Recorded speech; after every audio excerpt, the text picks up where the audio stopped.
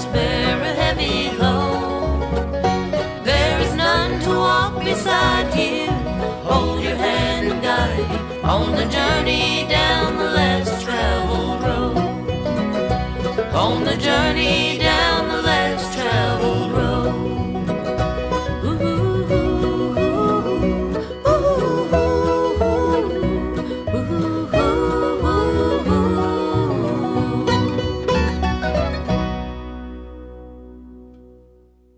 You are listening to WOOP-LP, Cleveland, Tennessee. WOOP FM is a broadcasting service of the Traditional Music Resource Center, and we play America's original music.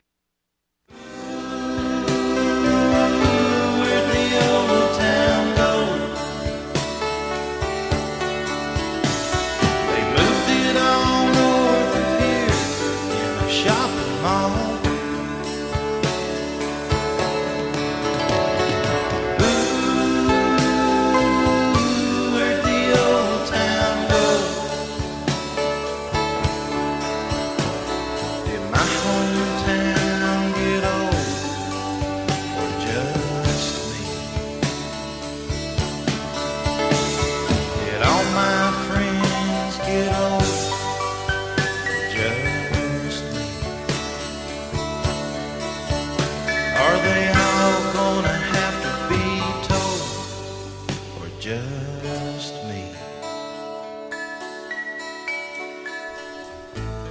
Good morning and welcome to Old Town Cleveland here on WOOP FM 99.9, or you can go to the internet at www.woopfm.com. You can call us here at 614-5553. We also have an iPhone app for your iPad, an iPhone, or Android phone. And with me here, or I'm back this week. Welcome back, I've been gone Ron. a couple of weeks, but Deb's going to be here for about 10 minutes, and then she's leaving. So, well, I'm going to be here a little longer than 10 minutes. Okay, well, so I know. Well, by the way, Ron, happy anniversary. For? 4 years of Old Town Cleveland starting this week. That's right. So, That's right. This is our 4th anniversary of Old Town Cleveland. Over 200 shows. I think that we have had a show every Saturday. Now, maybe we weren't here every Saturday, but we had a show every Saturday, but except for 1 year when it fell on Christmas Day, and 1 year when we had left a CD that would not play, that we had done the best of Old Town Cleveland, and it would not play that morning. So, congratulations to us. Yes, yes. And that's fun. And we'd like to acknowledge the passing of one of our favorite visitors here on Old Town Cleveland, Arliss Stonecipher, passed this week. And before the show, we had played Gone Home for him and any of our other friends that we may have lost this week. I know Jack McClure out of the Valley View community was a great loss in that community this week. Mm-hmm. And we'd just like to thank to our very faithful listeners. Yeah. And all you folks who come up and talk to me in Walmart. I'm always happy to talk to you. And welcome back, Ron. Today we're going to be talking about old stuff. You want to talk about old stuff? Well, that's what we normally do. If we're not talking about old stuff, we're trying to remember somebody's name. Okay. Now, are you talking about Connie or are you talking about cars? You know, I always tell Ron when I go antique shopping, he'll say, what did you do today? And I said, well, I went out and tried to find something older than me to look at. We have Connie and David Wright with us today, and then when I disappear here in a few minutes, Neil Allen will be here doing some talking for me while I'm gone, and we're going to be talking about the Antique Car Club show that's coming to Cleveland this fall. And I would like to thank you guys for bringing such a big show to Cleveland, and what a economic impact it must make on this community. Well, it has to be, just if around 500 cars.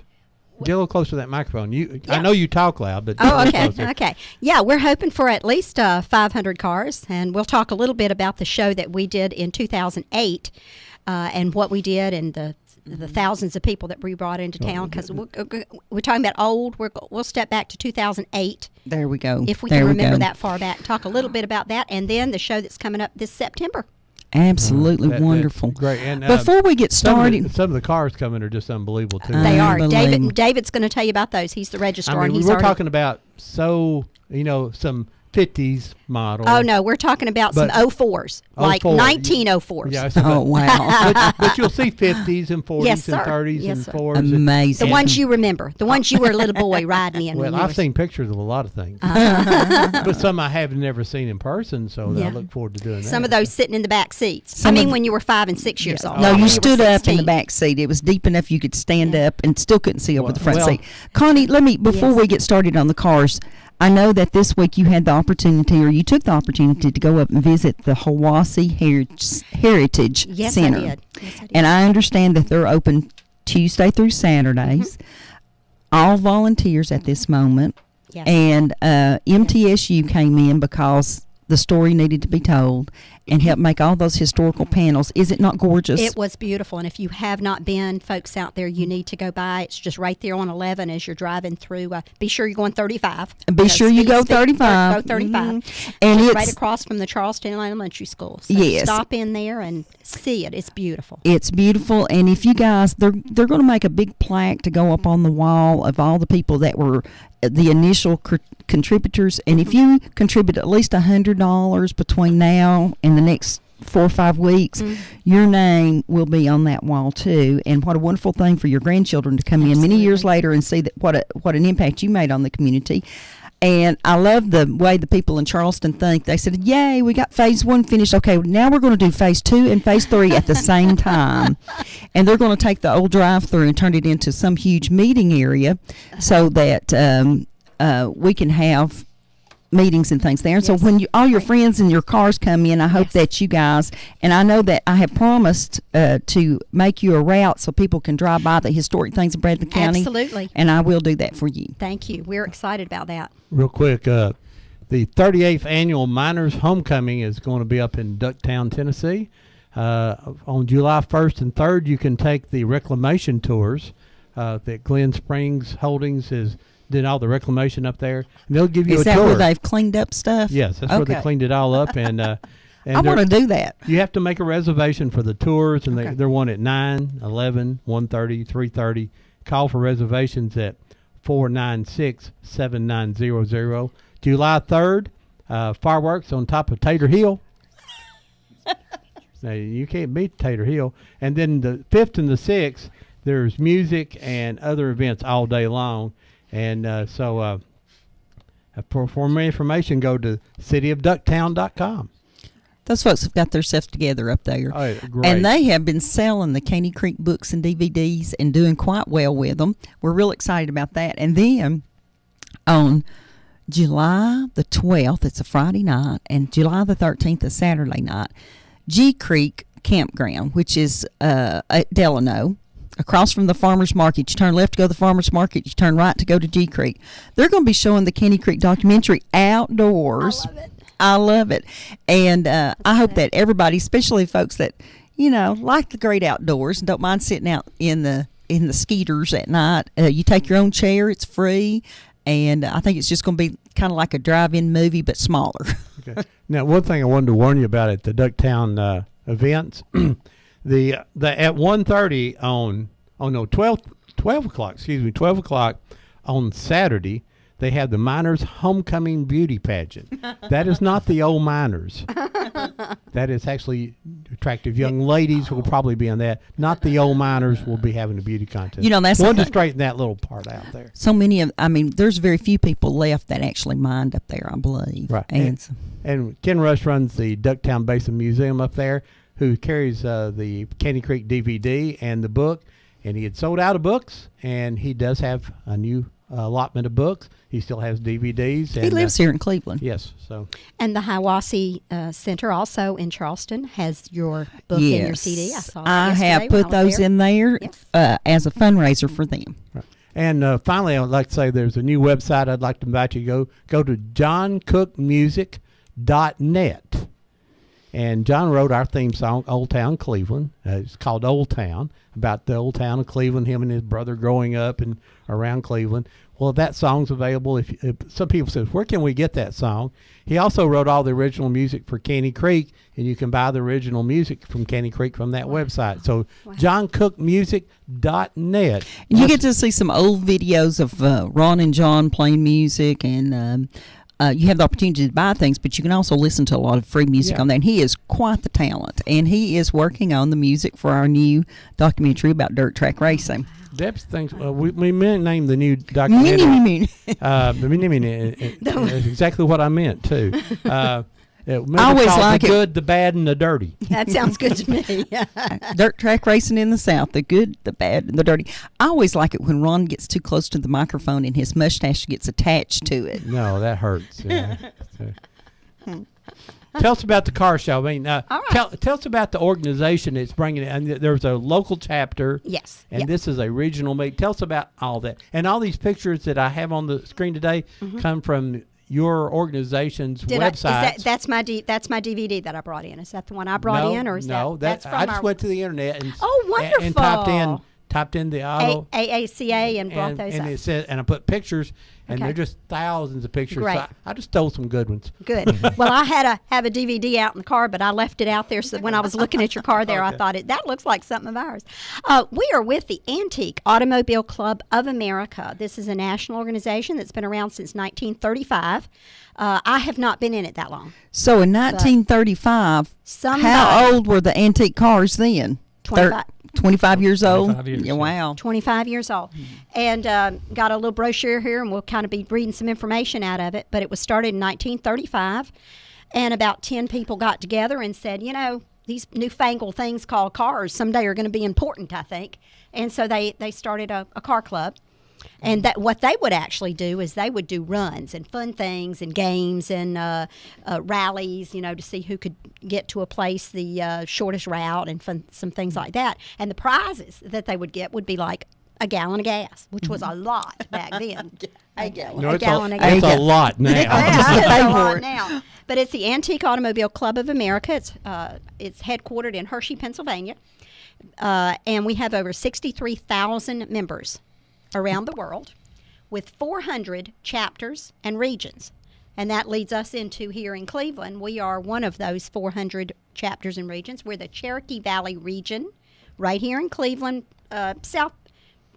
southeastern Tennessee area, because we've got some people from Tellico Plains and down in Georgia that are members of our organization also. I think I saw the prettiest antique car I had ever seen. What was that, Ron? I'm not sure. I think it was a 49 Chevrolet convertible, red and white. Oh my gosh. It Yeah, was. yeah. It was leaving was McDonald's, and the traffic was just stopping to look at it. Absolutely. It was gorgeous. Now let's. I know everyone can't see what's up on the screen. David, Right. what is that car? I What do believe that's a 58 Cadillac. Now, 57. Okay. Neil says. Yeah. Okay, guys. They're similar. I knew it was a 57 because it was wrote on the picture. Well, How why did you much- say something, Ron? How much would that weigh? A lot. A lot. As compared to a Toyota Camry, how much would that weigh? A lot. A lot. Okay. Twice as much. That's That's all I can That's think of. made out of real metal. And if it's a hybrid, it's about 3 times more. They said that's a short Cadillac. Why do they call it a short Cadillac? It's not as long as the others. Oh. That's why we brought the expert in. Here we go. Right. So, I mean, when it says shorter, I mean, it was just like a 2-door or 2-seater or No, it's a 4-door. or just cut down? How many doors do you see? Oh, he sees. He's Well, not looking. I He's say looking 2. at us. Yeah. Yeah. well, there's 4. How many fingers am I holding up on? I don't know why they would call that short because it looks like a full-size car to me. I'm sure it's just shorter than the Just must be a small. what land yachts they called them. Yeah. Well, That's incredible. somebody should call in and That's tell us right. why That- it was called a that's short Cadillac. Not the 62 series. They were a little bit longer wheelbase. He said the 62 series was a little longer wheelbase. Yeah, I was Now, going to guess a wheelbase too. but- Wheelbase. 62 I wanna know series. how Neil knew the difference between a 57 and a 58. 57 has single headlights, 58 went to quads. We need to put him up in a microphone Yes, quick. we do. Yeah. Well, we're going to give him a microphone as soon as I disappear. Today, I'm going to go over to Middle Tennessee to the National Trail of Tears meeting. They're going to be touring Martin Springs, which is on private property, and I've never managed to get myself on there into the cave to see the springs, and that's where a lot of the groups of Cherokee camped while they were on the removal, including the bell route that I have researched. So that was something, when I heard about it, I got really excited. So I'm going to disappear here in a few minutes and head over to Middle Tennessee and visit with my friends and go to the cave. Well, Debbie, before you go, I want to thank you for what you guys do in this community, because when I mention your books or when I talk to somebody about the things that you've done, I hear so many wonderful compliments on all that good. you've done, and I think that you're really bringing out Cleveland and Bradley County and this whole area with your books and your knowledge. And I am fascinated when I read things and Confederate Voices. I just sat there in tears and with cold chills reading the Confederate Voices book. So I want to thank you. It for what has you've meant a done. lot to a lot of people, because a lot of people, you hear about the soldiers and we kind of know where they went and what they did, but when you read about the people that got left behind, Yes. how they had to deal with with all this stuff, it makes a big impact. I tell you, the next book is the historical houses of Bradley County. And we're not talking about just the ones down Ocoee Street. Of course, I love everybody those. Those are great. Those are going to be included. But, you know, that little shack that's 120 years old on the county line that no one knows and it's barely still standing. Yes. We're getting pictures, trying to get a before and after picture. Wow. I'm going to, Wow. this week I test drove cars all week long. And this young man, and I mean young man, I got in a car with him at a car dealership, and he'd lived in Cleveland for 6 months. And he said, if you'll take a right-hand turn, Mrs. Moore, I'm going to take you on a historical drive. Oh, he didn't know who you were, did he?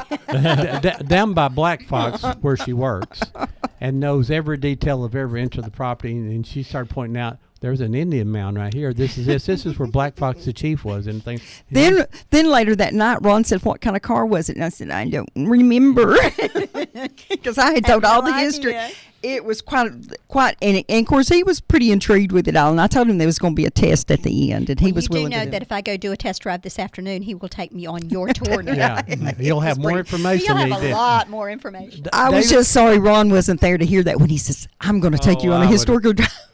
You know, it's bad enough in here, and she lights into an hour dissertation. David, what got you involved in antique cars? What was your first antique car? Or what, I mean, you used to have a little MG or something. I think you did. You had a little midget type. Well, I have a little Morris Minor that it's a 1959 model. British, is that British? It's British, British. yes. They imported them into this country, so it is left-hand drive, even though it's a British-made car. But when I was 7 years old, my grandfather bought that car for my aunt to drive to college. Now, I grew up in the Tri-Cities, so we lived in Kingsport, and my aunt went to school in Johnson City, about 20 miles away. So she just drove that car back and forth between the two towns. I don't know how long, but not very long. So really, that's kind of what got me interested in cars at a very young age. And then when grew up, went to college, we got married, and moved to Cleveland. My aunt had gotten married, and her husband decided he was going to take this little Morris Minor. Connie's showing some pictures to Ron. I know you can't see those on the radio, but we got a picture of it here. But anyway, when they got married, her husband decided it would be a good car to drive to work. Now, the car had been sitting in the garage for, at that point, 12, 15 years, something like that, because it turned out to be the last car that my grandfather ever purchased before he passed away. And so it had some sentimental value to my grandmother. So she parked it in the garage and just basically let it sit. So when my uncle took the car, he had the oil change in it, and that was it. One day he was driving to work, and the transmission locked up on him because he'd been driving a dry transmission for several weeks. And he decided he was going to junk the car. Well, I, of course, grew up around the car, so I told him, I said, I want the car. And he said, well, if you can get up here and get it out of my yard, you can have it. So the next week, my father and brother brought the car down here to Cleveland from Kingsport because I had a 69 Ford Fairlane at the time that my brother wanted. So we basically swapped cars. That's what got me started in the old car hobby. So now, how many have you had, or what all do you do in antique cars now? What's been your after that? I've lost track of how many I've got. Right now, I tell people I have too many cars, but Well, while he's thinking how many, I'll have to tell you about mine. Mine is a 1937 Wow. Morris, English. It's a British car, and it is right-hand drive. It's the all old leather smell and the old leather in it and everything about it. We have not restored it. It's in too good a Ron's shape. car has the old fast food smell. But this 1937 Morris is Wow. So what do you drive interesting. every day? oh, I have no idea. What do we drive? Toyota. Yeah, Toyota, Ford. But we'd like to be Ford. driving these little MGs. But we've got a lot of MGs. I think they're showing us a program book here that's got a lot of pictures of cars in it. I think this green one may be the one I was trying to take the picture of in the rearview mirror yesterday, a car like that. Okay. I was only doing 45 and had my iPhone up trying to take a picture in my rearview mirror of the beautiful green car behind me. And you know what I got? I got a picture of me and my phone. But not the. Well, you can see it way back there. And I put the caption, Yeah. Officer, really, I wasn't texting. I was trying to take a picture of the antique car That's right. behind me. What we're looking at here, what I've shown you is our souvenir book for the 2008 show. When we were, let's go back and say this is a national meet that is coming to Cleveland. It'll be September the 19th through the 21st of this year. We're going to hold it on the grounds of Westwood Baptist Church, where the show will be on that Saturday itself for people to come and look at the cars.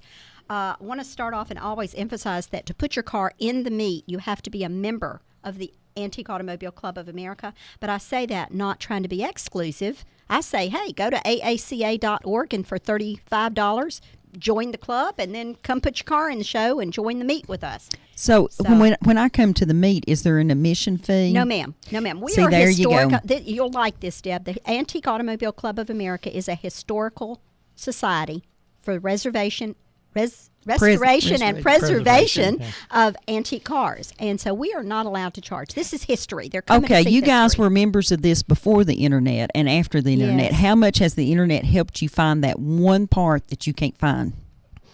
I use it all the time.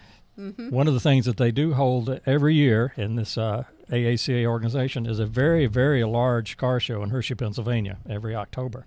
And it's become world famous for being a very large flea market, if you will.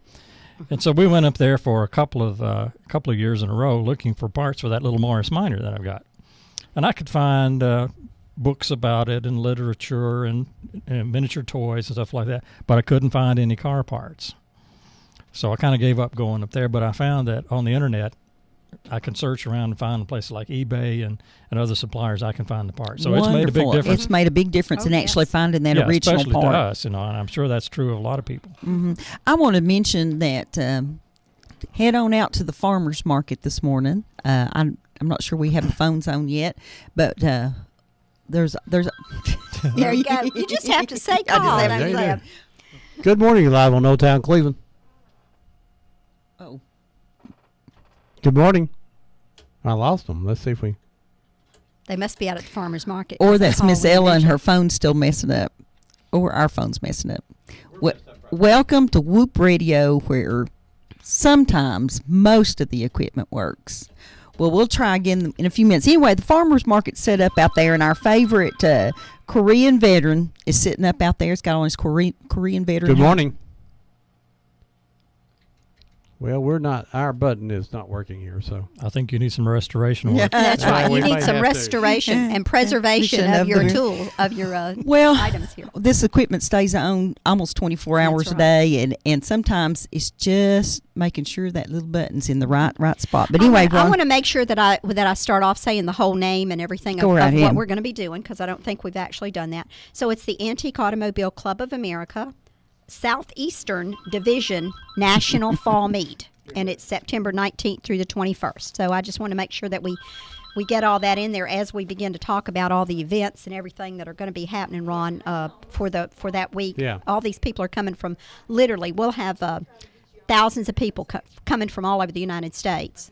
And so that was, well, I just want to make sure we got all that in there. So, That don't mean I've got them. Are you there? Nope. okay.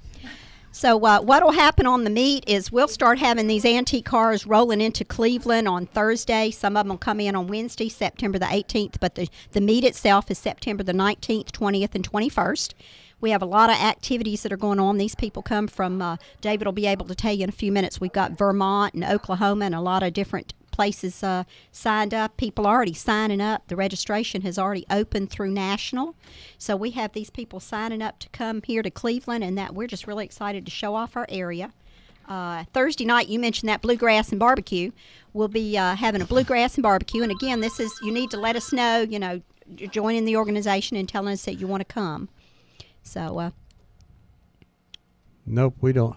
just can't. They may hear us, but we cannot hear them. It's not making the connection. Well, maybe eventually we may have to answer the phone and somebody give the question and that kind of thing. Sorry, folks. Apparently the phones are messed up this morning, and Ron's punched every button on the panel 4 times, and it's still not going to work. What was the lady's name on that old TV show when you ring a ding a ding and you have to ring back and get to Sarah on the switchboard. So maybe we'll have to find if the switchboard's not working. And it's every program. The operator's name was Sarah. Okay, I'm looking at your program book, and there's lots of advertising in here. Yes. So you guys will be coming around asking people if they want to advertise. I'm sure. Exactly. For the meet, which is September the 19th through the 21st, we'll have this souvenir book. We had one in 2008 for people who remember it. We had a lot of people who supported us by taking ads out in the souvenir book.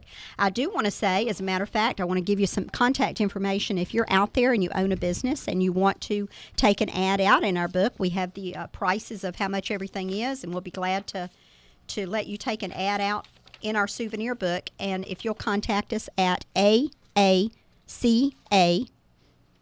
excuse me, I gave the wrong thing. I'm giving that's it. AACA Fall Meet 08 at AOL.com. That's AACA Fall Meet 08 at AOL.com. We'll get you information on advertising in the book, and this will bring in a lot of people to come into your area and into your business. You don't have to be a business. If you're just a local person and you just want to put a welcome to our community, that might be a good thing too, that you could actually put in the book, welcome to our Bradley County area, from Neil Allen. We could say that, couldn't we, Neil? We could just say, as an individual, we're glad you're in our area, because these people are coming from all over around. here, get on the mic here, So, David, you want to tell us where some of these people are coming from that have already registered for this meet?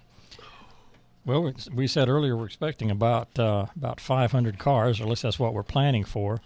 Last time we had a bit over 300. Excuse me. But if you recall, back in 2008, that's when gas prices suddenly shot up. So there were some concerns about gasoline availability. But looks like we're going to have a pretty good turnout this year. We've already have a few cars registered. I think the furthest one away that I know of is from Arizona. We have a couple from Vermont. Of course, the majority of the cars are from around this area, Tennessee. Now, when you Georgia. say a few, I think few is like 4 or 5. Don't you think few is just like 4 or 5? How many do we really have registered? Well, here we are still 3 months away from the show, 2 months from the deadline. We have a little over 50 cars registered. And the registration chairman who did this last time told me that he got the majority of the people registered in the last 3 or 4 weeks. So I'm expecting August to be a very busy month for us. Right. But like I said, we got people from Arizona, Vermont, Wisconsin, Maine, Ohio, Oklahoma, North South Carolina, Virginia, Florida. Those are ones that are already signed up. Well, you know what kind of cars they're bringing?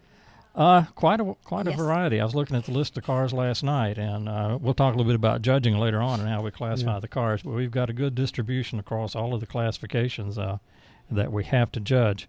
I think Connie mentioned earlier about a 1904 Oldsmobile. We had a gentleman from Vermont who was planning on bringing that car. He called me back, and unfortunately, he's not going to be able to bring that car. So he's substituting a 1914 Locomobile instead. Which Locomobile. Tell me what that is. It's old car. It's an old car. Big old car. These guys are so helpful really here. big one.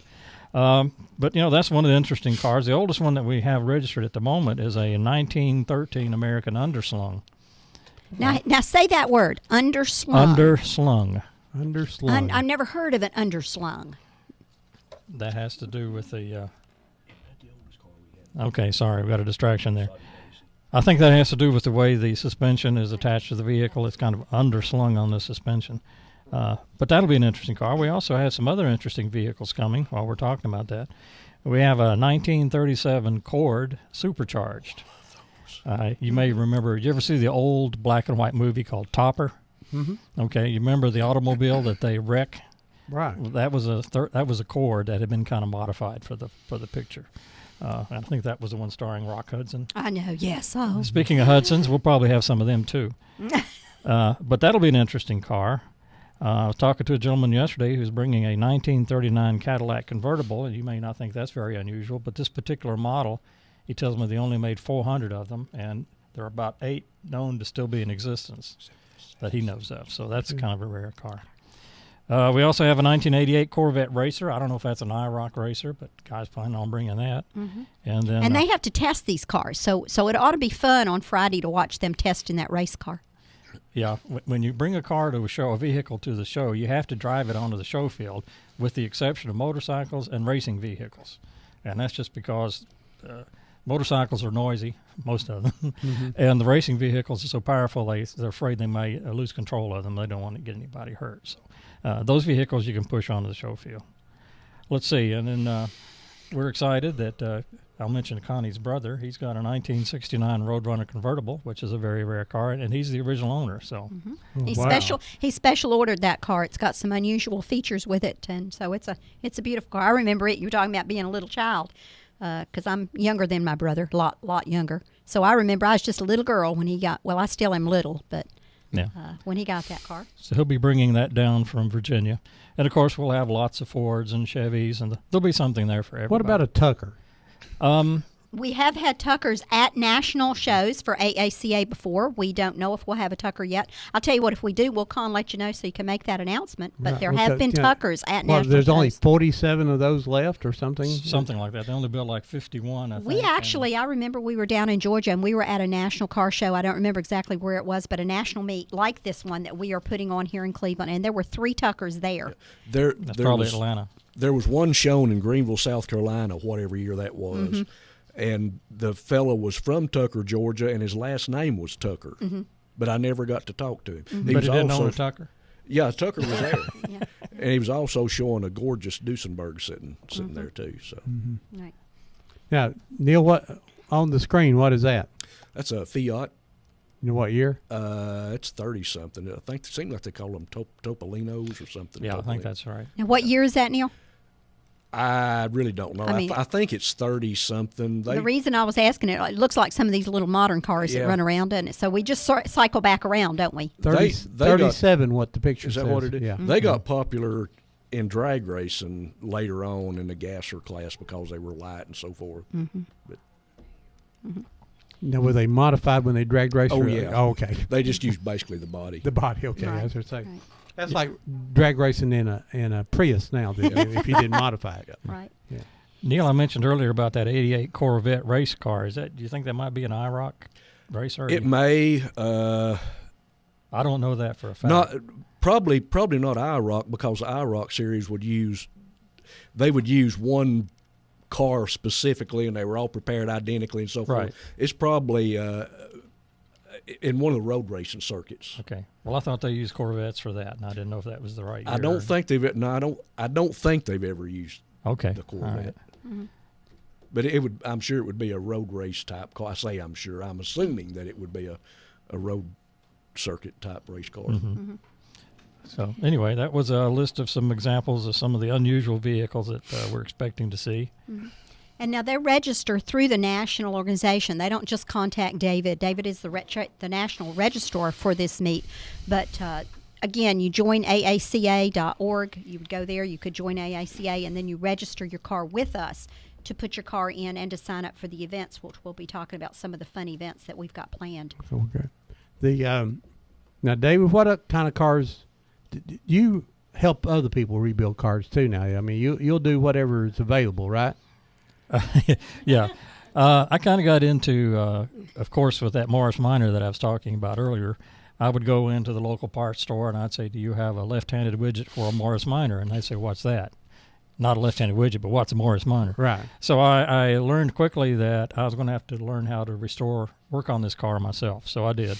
And over the years, people have asked me to work on MGs and various other little British sports cars.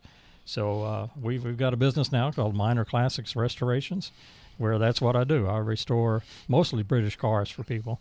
and not just sports cars, sedans, or whatever you might have. So we worked on Morrises and MGs and Triumphs and Jaguars. the Jaguars, Austin Healey. And right now I have a British Chrysler. No, I'm just kidding. I have a friend's car. He had a starter Chrysler, problem. yeah. It's a Chrysler, so I'm working on that too. Okay. So occasionally we do. We'll work on some American cars, but mostly British. We have a Rambler. Remember the old American Rambler? We do have one of American those we've motor. been working on. So We had a place here called Rambler Ridge. Mm-hmm.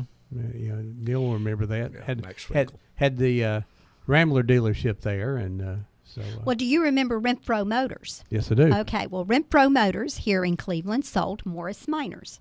So even though we're not from the area, we have heard a lot about Renfro Motors, and that they sold Morris Minors here in the Cleveland area back in the 50s. Our afternoon DJ is the son Yes. of what Lawrence, right? Lawrence Renfro. Right. Okay, Yeah, he and I talked about that, Yeah, so we yeah. need to bring that Morris Minor over here and let him see that. Yeah, that. And by the way, we will have it at the national meet in September, That's along right. with her 37 Morris that she mentioned earlier. So. Well, Neil, you gonna have a car in there? Yeah, I will. What are you gonna have? It'll be a 1964 Volvo P1800S. You know, I'd like to diverse just a minute. Is that the word? Digress, diverse, or whatever, and talk a little bit about Talk Neil's- about something else? Gonna go somewhere else, No. yeah. This is still the Antique Automobile Club of America. But Neil, I'd like for you to tell them your story on the first time you ever showed the Volvo, and then progress up to your national award that you got. Well, okay. The Volvo. I bought it to make it better. I really had no intention at the start of a restoration. Glad I did. That's how it ended up. And through the whole process, I was doing it to satisfy me. And that's all. So it was restored over a period of about 6 years. That's not 6 years continuous work. That was mostly when the serious work was done was in summers because I was, of course, I was still teaching. I helped in the paint and body work. I'm not a paint and body man, but I did all the mechanical. I did all the disassembly. I stripped it, put it back together, and so forth. But a fellow by the name of Charles Young did the paint and body work, and he's passed away. But anyway, the first national show that I showed the car in was in 1989 in Huntsville. Huntsville, And- Alabama. I remember right. it. And I was just anxious, well, stick it out there, see what it does. I knew the car wasn't finished. I had no doubt the car wasn't finished. It still had chrome work. I had some things to get and so forth and so on. But anyway, I stuck it out there, and it happened to point a second place.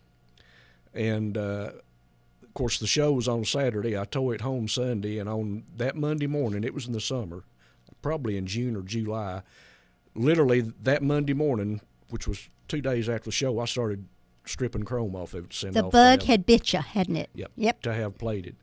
So got all the chrome work done and some other things over the course of that year, and took it to Kingsport to the Southeastern National in 1990, and it was awarded its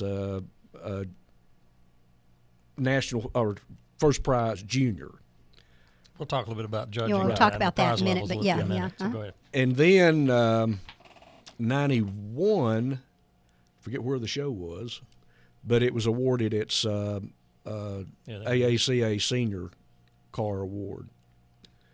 And then And what happens, and let me tell you that when the judges, we'll talk about this in a minute because all these cars on the show field are judged, but there's a sneaky set of judges that you don't know about Right. that are going around and they don't say Incognito. anything to anybody, and they're looking at the cream to the crop. And so Neil, they found your car. well, yeah, I guess.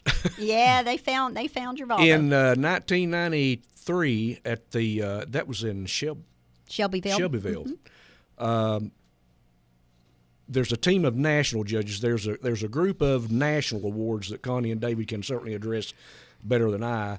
But a long story short, my car was judged the best senior car with another car, and I forget what it was. It seemed like it was maybe a 34 Ford Phaeton. Anyway, it was judged one of the best senior cars at that meet, and there were, I did know at one time how many senior cars were showing at that show. It was 100 and something.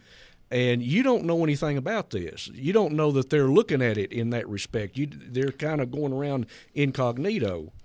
And then in, I think, December, I got a letter notifying me that my car was up for the James Melton Memorial Cup and so forth and so on. You have to send them pictures and a lot of information. Long story short, it was awarded the James Melton Memorial Cup in 1993, and I went to Philadelphia in February to the AACA annual meeting to receive the award. And this little country / city boy hit the big time. It was It big was fun, doings. wasn't it? It's a big thing. It was big doings. And I remember the guy that was in charge of the national awards. I forget his name. I should remember it. But as you entered the banquet room, he shook your hand and he said, "Welcome to the Academy Awards for Old Cars." That's right. Academy Awards. They even had a red carpet. I've got a picture of us on a red carpet. Yeah, so it was. But again, going back to how I started, I started working on the car just to satisfy me. And with that mindset or point of view, awards, prizes, and all that, I'm glad I have them. I love them. I'm honored that the car has done all of that, but it's just icing on the cake. So because you did it the way you knew it needed to be done. Absolutely. with really no expectation of it ever. Have you ever showed your record? No, it's not in showable condition. I wish it were. Since you mentioned that, and David and Connie both have already talked to this, but the diversity in vehicles, it covers everything. I think somewhere it reads that any vehicle legally licensed for highway use. Well, okay, there's a commercial vehicle class that record. Yeah, we'll talk about some of those. That's massive. And I have even seen, I forget what show, but I've seen restored coal trucks. I mean, immaculately restored. That the family had kept. I mean, just. So it's kind of a misnomer when it says Antique Automobile Club of America. It's antique vehicles. Legally licensed highway vehicle. We had in Kingsport Steel Transfer, the transfer company there. They have their original trucks from back in the 20s or 30s that he's restored. And you come out on the show field and you see massive big. We're talking about moving transfer trucks. Big old truck that he's restored. Seen Divco milk trucks, petroleum trucks, like I say, in the commercial classes. Good Humor. Yeah, ice cream trucks. That's right. Well, and that's what we want to say is that the objective of the Antique Automobile Club of America, AACA, is as it looked when it left the factory or the showroom. They've kind of changed that a little bit. But you're going all the way back to, if we've got a 1913 that's coming, you may smell new paint as you walk by it because they're putting it back as it looked in 1913. Okay. So. We're going to try to get this call. Callers, our phones are not working. Hello? Arian's not working. You may be talking. I can't hear you. We got someone on the way from our tech department to try to fix this problem, and hopefully we'll get it done soon. And while we have break there, I wanted to mention also that I got Connie and David Wright in here today, and I've got Neil Allen. We're talking about the AACA National Southeastern Fall Meet, and that's the Antique Automobile Club of America. They have a website. Just go to Google and type in AACA, and you'll probably come up with, or you can type in Antique Automobile Club of America. You can do it either way. You'll get their website. Pretty interesting, to see that. And the membership, it's only $35 a year. It is only $35. This is for the national organization, $35 a year, and you get a beautiful magazine. I know that David's brought our magazine. Now, if you give that to Ron to look at, we've totally lost you as a leader of us. You lost me looking at these. I know. These that here. right there, those cars right there are all of ours from Bradley County, Southeast Tennessee. Those are the Cherokee Valley region here in Cleveland. Those are our cars right there that are in that book you're looking at. The book that David just handed you is done bi-monthly. Yeah, get 6 copies a year. Excuse me. Beautiful magazine that you get. You also get, there's a research and library up in Hershey, Pennsylvania. And like if you're researching a car and you're not sure if it had this or that on it, you can call them and they will actually research it for you if you're a member of this organization and let you know back. Yes, it was done this way or whatever. So I had a chance one time to buy, and I didn't do it, a 1947 Packard limousine that was from the Memphis airport. It still said Memphis Airport on the side of it, and they wanted $400 for it. And most of the fabric was still good. I don't know if it ran or not. And I started to buy it, but I was young, and I said, $400, a lot of money. I might like to have that today. You might. And I was going to restore it and put Memphis Airport back on the side of it, but didn't get it done. So but I was looking at back for when I thought about getting into this, and I never did. I was looking, and you can actually there's magazines where you can buy fabric for your 1969 Firebird. They have rolls of fabric for.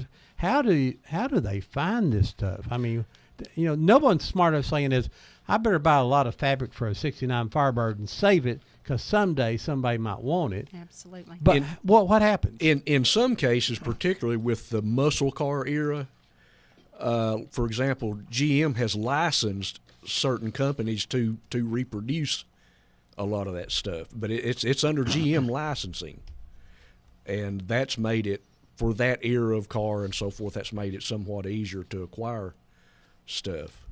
But you get back into the really old stuff, why you can find it. You just might have to shake the bushes a lot more. Does it cost a little more than the regular fabric? They know what they have. Let's just put it that way. Yeah. So Ron, buyers beware. so right? Ron, you've got that bug that bit you. You're into these. You're liking these old cars too, aren't you? I love them. I would prefer just to go watch your show.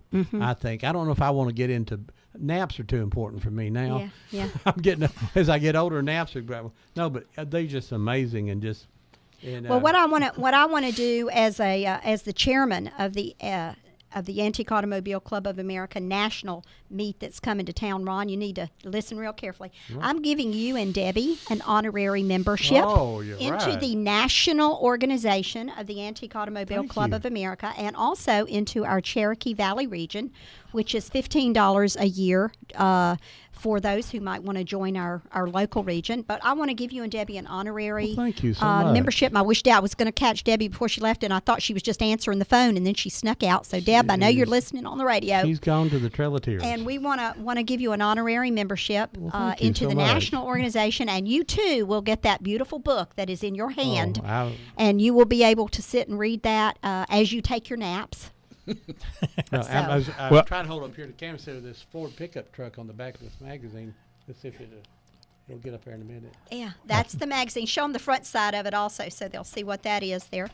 Well, I just love it when they tell you you're going to be on the radio, and you think, oh, I could come with my teeth out and my hair and rollers. We're not rot. You don't have to come not with here. But you can't. We're famous. We're on the internet. Well, what you got to remember if you ever come here, do not wear green. Yeah. Well, we If you started wear wearing green, green. Look right through you just have a head. The bobbing heads. Yeah. Those are great. But I also want to. Well, I was going to say that brings up an important point. Ron said that he wanted to buy that limousine but never did. So I presume you don't have an old car. No. Okay. Oh, I'm taking back the membership. That's right. No, I'm not. You no, can I'm be not. a member in this organization even if you don't own an old automobile. You just have to have a love and an interest. And the of twinkle old in your cars. eye when you look at the cars. So Well, we don't have to have an old car. We do have a 69, almost have a 69 Firebird. How's that? No. Deb's 69 Firebird is still in the family, sitting in a barn. Oh my gosh, you're a barn find. And we would love to get it back, but her sister don't want to give it back. But we're still working Well, on that. sister, if you're listening out there, we need one you of the to sisters listening. get that Good morning. car back. We still have not got the phones working. I'm so sorry, but we have someone on their way. Try again later. Yes. Right. And so now the membership is if you want, go to the internet. Yes, where sir. we told you. If you go to the internet and you were to type in aaca.org, that will take you to the website, Ron, that you went to and got all these beautiful pictures off of. It will also tell you about all the meets that are coming up in the area. Now, the meets, when I tell you that we're doing a Southeastern Divisional fall meet, that's September the 19th through the 21st here in Cleveland, they do 10 to 13 of these national meets all around the United States.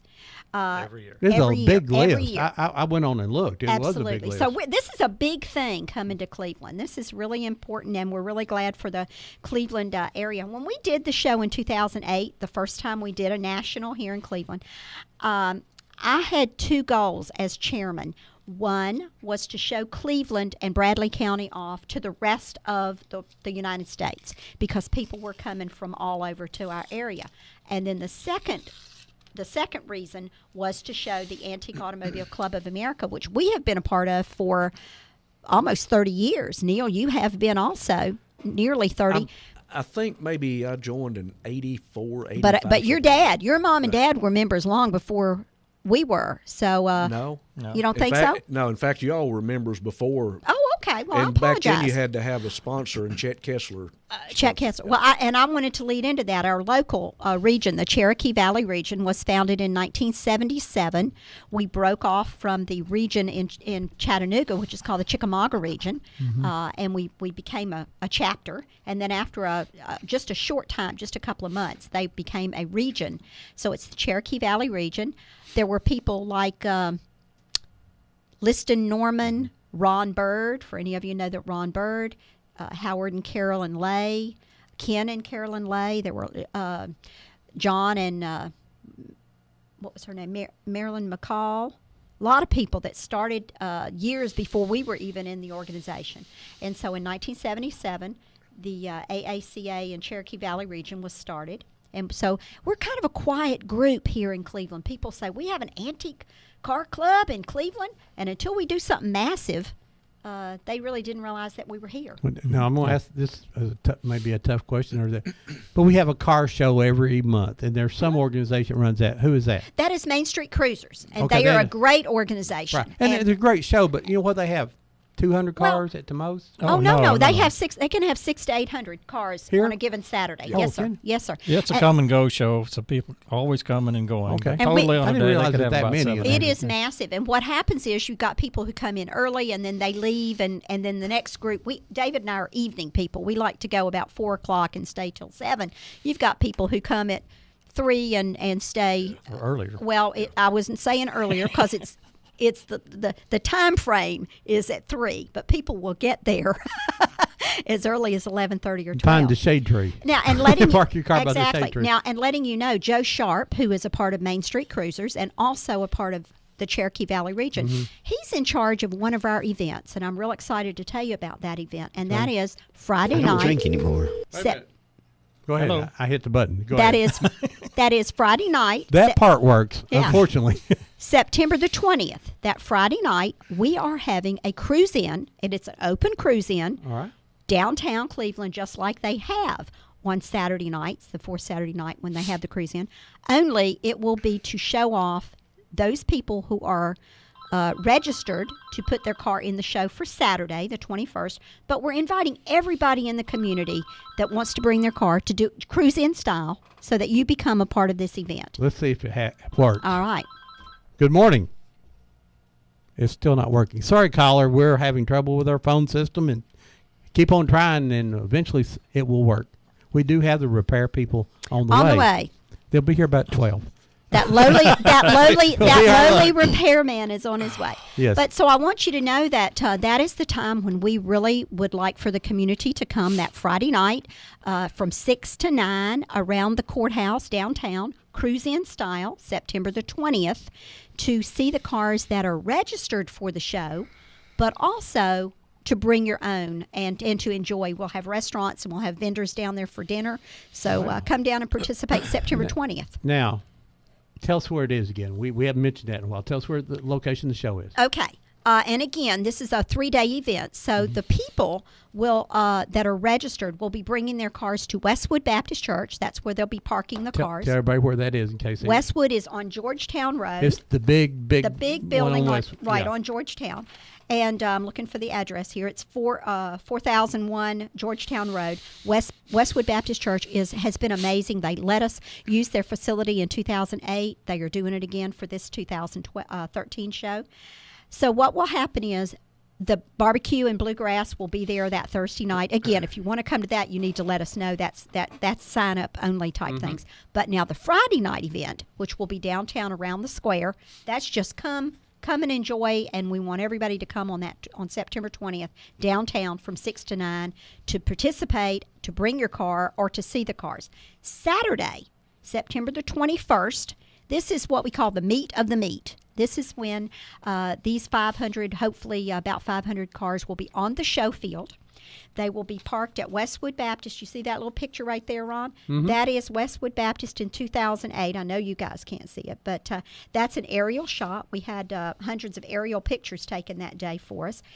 And so that is the day. It's at Westwood Baptist Church, September 21st, from 11 to 3 that's the time the judging's going on.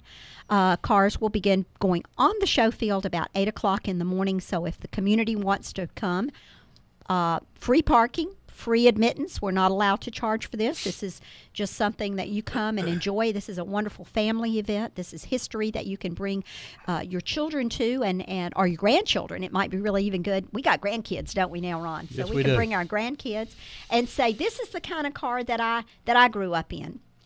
Before seatbelts, this was the kind of car Mama used to have to throw her hand up in front of me when she hit the brakes. None of this is the car I parked in. Yeah, well, yeah.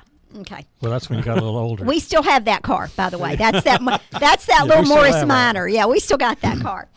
But so that will be Saturday, September the 21st.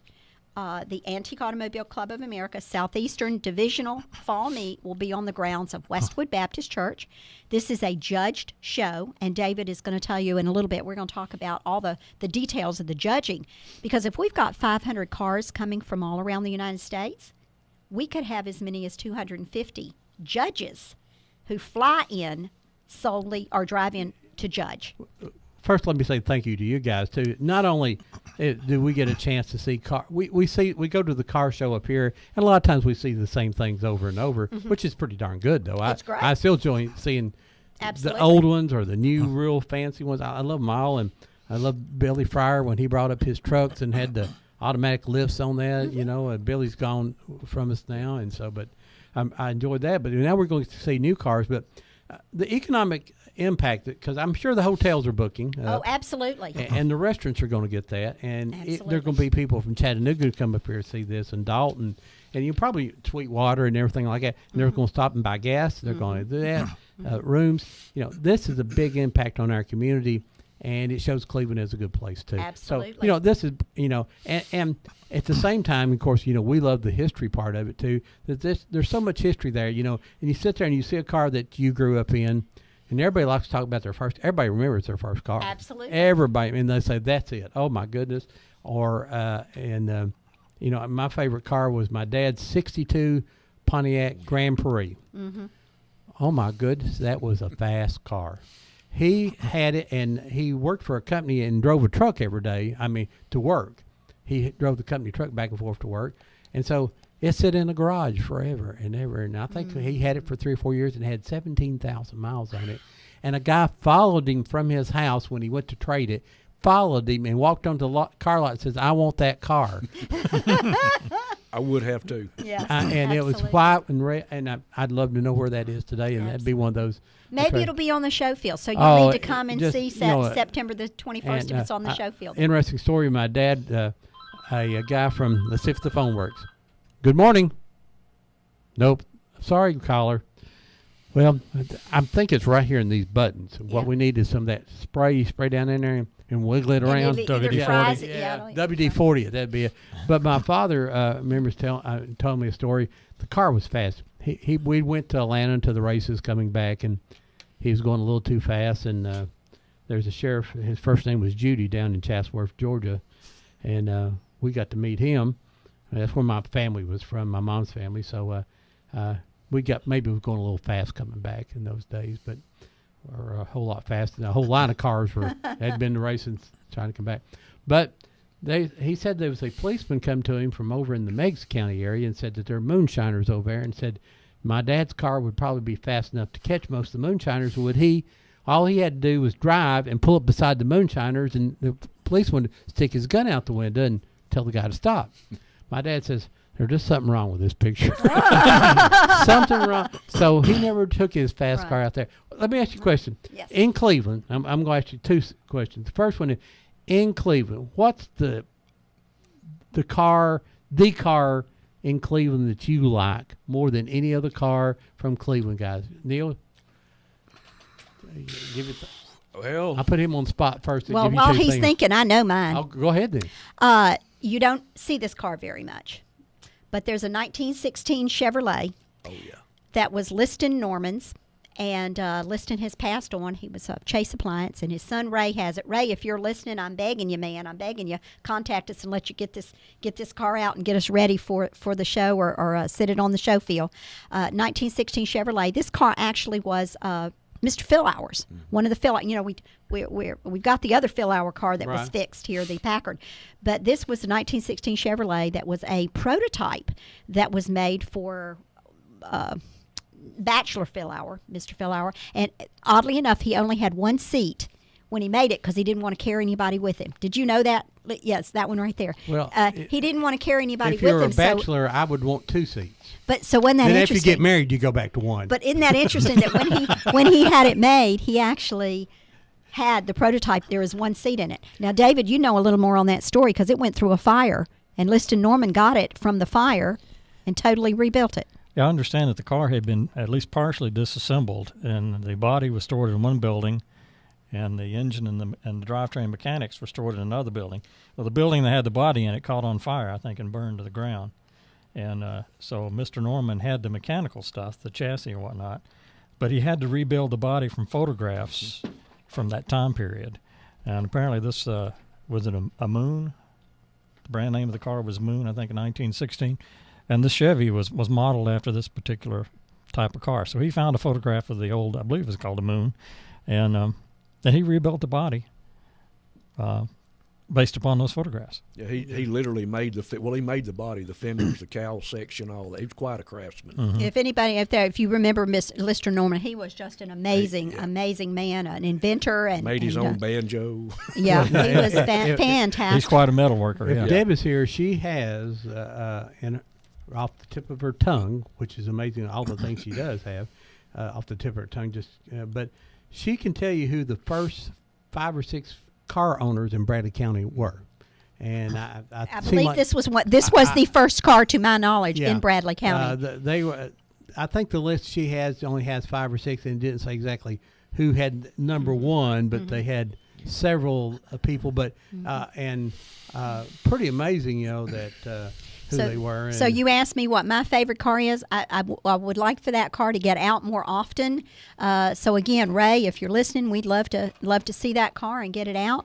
But that's the 1916 Chevrolet, the one-seater. So Neil, what was yours? You thought about it now? I've thought about it, and it's really hard. I like so many of them. It's really hard to nail down one. Mm-hmm. Of course, I may be partial, and it's not in the condition that it should be, but I highly prize my dad's 1941 Cadillac convertible. That would have been another one of mine. So tell us about that one. Well, it's a car he found out on Water Level Highway in I'm pretty sure 1960.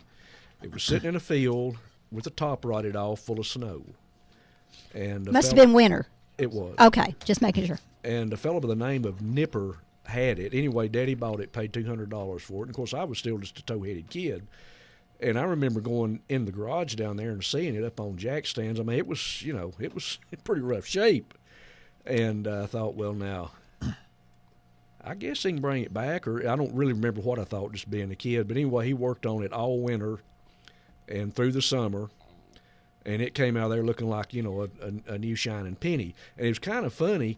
The car was done, looked beautiful. He'd done all the mechanical, and this wasn't a frame-up restoration like they do, like they do now and so forth. But it looked fine. You could comb your hair in it. I'll put it that way. And he had it all done. At the very last thing that he had done was a top put on it. There it sat, just glistening, everything shining, sparkling. And you had the top rails with rags flopping, hanging. But that was the last thing you did was put a top on it. And we had lots of good times in it. Beautiful car. It's the first Cadillac that had the traditional egg crate grill that Cadillac has kept in some form ever since. Now, where is that one now? It's still at my mom's. Okay. And it's not in the condition that I would like for it to be in. I've got to get off of my rear and get some. Are naps getting in your way too? Are naps getting in your way too? Get retired and you get tired, don't you? Well, yeah. Yeah. David, what was yours? You have a memory of your favorite car here in Bradley County? Well, I don't know that it's my favorite, but it's one that I like, and I think probably several people here in the county have seen this, and that is the 1924 American LaFrance fire truck that now belongs to the Museum Center. Right. But it was purchased brand new by the city of Cleveland, and I think they took delivery around about Christmas of 1924 on the fire truck. I think So- I got a picture of it, one of the original pictures of it. Right, somewhere. right. And our particular club, that is the Cherokee Valley region of AACA, has been working on trying to get this fire truck restored, not 100%, but at least to where it would run safely and reliably for use in like parades and whatnot. And we've had a little problem with having a storage space big enough to work on the fire truck. So if at the same anybody time. out there has a big warehouse or has a place that's just sitting there and they could let us use it, we sure could use that space for Since working you on the mentioned vehicle, museum, on the fire truck. let me tell you that there are unbelievable changes coming to our local museum. I was down there the other day, and they're showing me in the big room, it's torn up right now. Now, you can still go through it, but they're moving things. They've got new exhibits coming in. They're changing a lot of things, some major changes at our local museum, and I'm excited about it. I am so impressed with the Museum Center at 5 Points. It's Yes. going to get a whole lot better. Hassan, the new director down there, Yes. is doing an unbelievable job. Like I say, they're changing the way they're doing things down there, and I guess some of the old heads may get their toes stepped on or something like that, but we're moving forward, and we've got a new curator. Yes, and, Lisa is doing a great job, we're doing right? And And we Hassan had a is- meeting with them on some things the other day, and help them get some pictures on a industrial exhibit they're doing. And Deb and I were getting some pictures for them.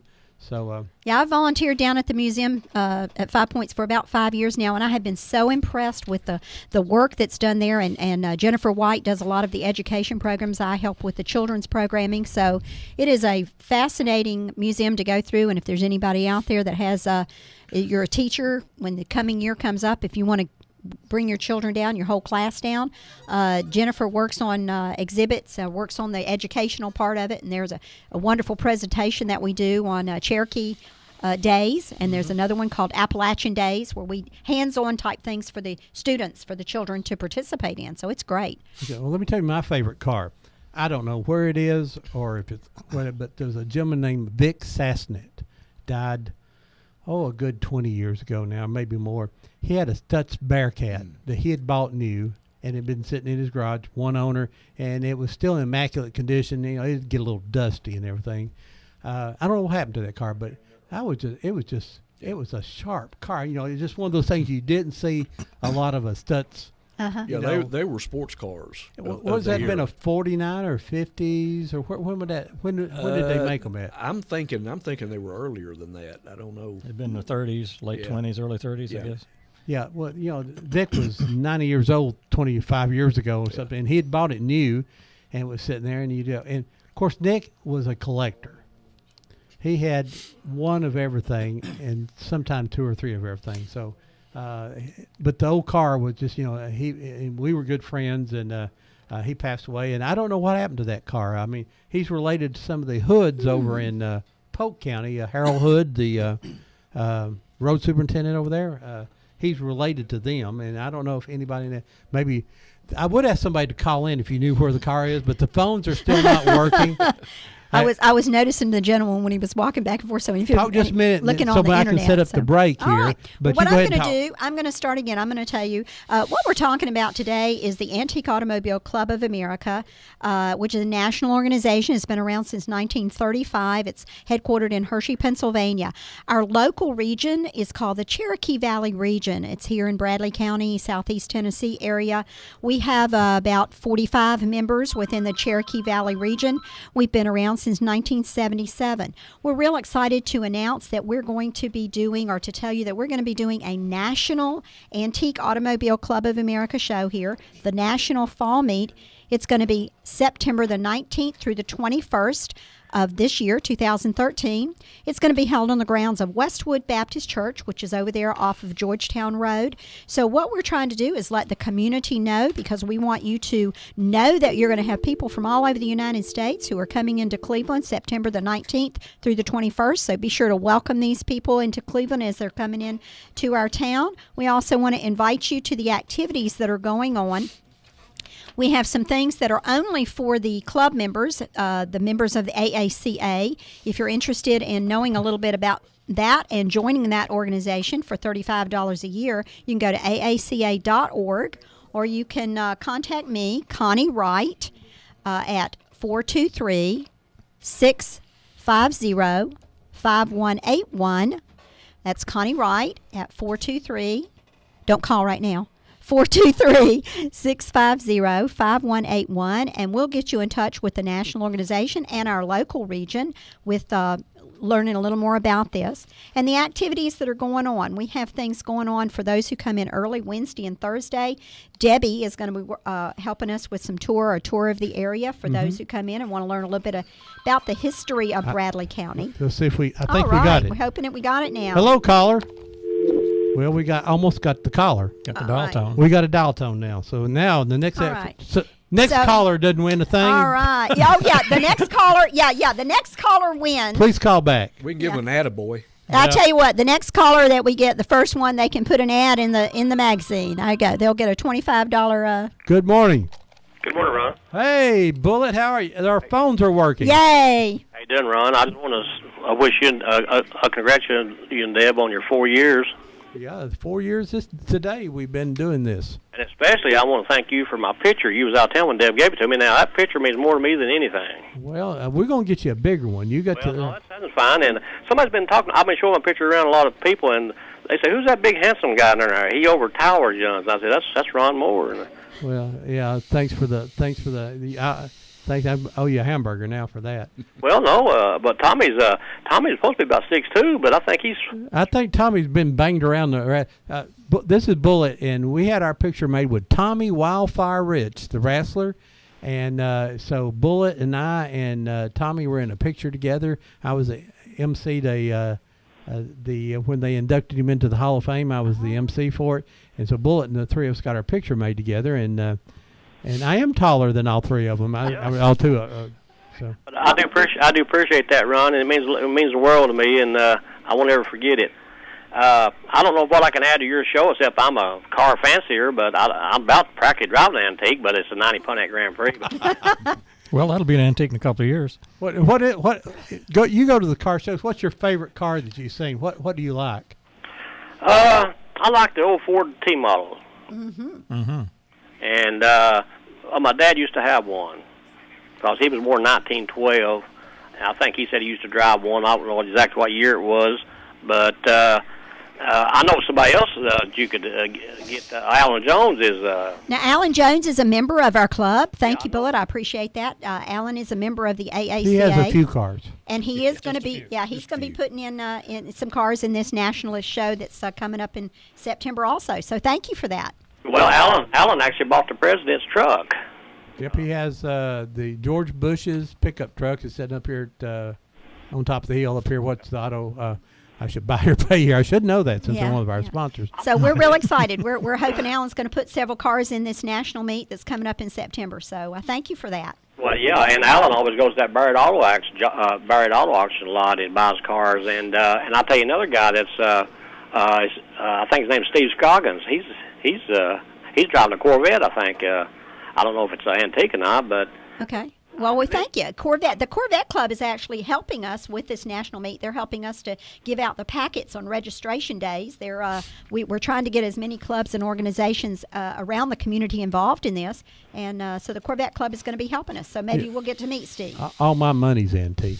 I've been enjoying the show, and I'm just glad you got your phones working. I just thought I'd call in and congratulate. Well, now let me ask you a question because I don't know who you are, but Bill, is it Bullet? Bullet, yeah. Bullet. Okay. I'm going to give you a free ad in our magazine for $25. So I'll be contacting you. Ron's going to give me your contact information because what I said was the next caller is going to get an ad in a magazine. Well, so now the he does souvenir pool book. work.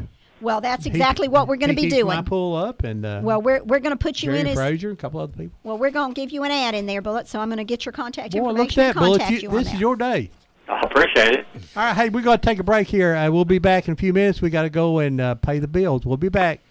And the phones do work, but wait till after the ads. WOOP LP, Cleveland, Tennessee. Check into cash. Got the cash you need when you need it fast. We're your money machine. Money machine. We'll make your wallet sing. Get on up and get down into cash. Ka-ching. Short on cash? Visit Check Into Cash and get up to $425 cash advance until your next payday, even without a check. It's quick, easy, and confidential. Money in your pocket so quick and easy. Get the cash you need confidentially. Got a bank account but no checkbook? Not a problem with Check Into Cash. If you need money now, you can get our new payday loan even without a check. Get the money you need right now at Check Into Cash, your one-stop money shop. Check into cash is your money machine. Get on up and get down into cash. Ka-ching. Always use Payday Advance responsibly. Visit checkintocash.com for the store nearest you. Wheeler Technologies has moved. Visit them at their new location at 490 Grove Avenue Southwest next to Bradley Rentals. Same great folks, same great service with a better location to serve you. Call Wheeler Technologies for voice, data, and security needs at 664-TECH. That's 664-8324. And remember, depend on Wheeler Technologies for the current time and temperature every day at 476-1111. Tennessee Alarm Contractor C1750. It's time to clear out all our showrooms, warehouse, and our factory. Add all that up, and Mermaid Mattress has over $1 million of mattresses that must be cleared out at some price. You save when you buy from the factory, and now you can save even more. Mattresses of every size, quality, innerspring, memory foam, Tempur-Pedic, and now even the entire line of adjustable beds starting at just $999. It's all on sale, but you have to hurry. Mermaid Mattress $1 million clearance sale is going on now. Mermaid Mattress Factory and Showroom.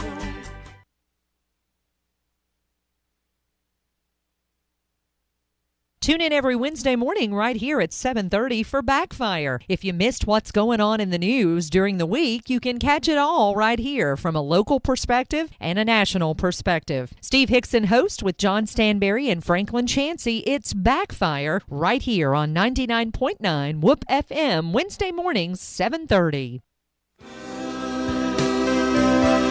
Where'd the old town go? They moved it all north of here in a shopping mall.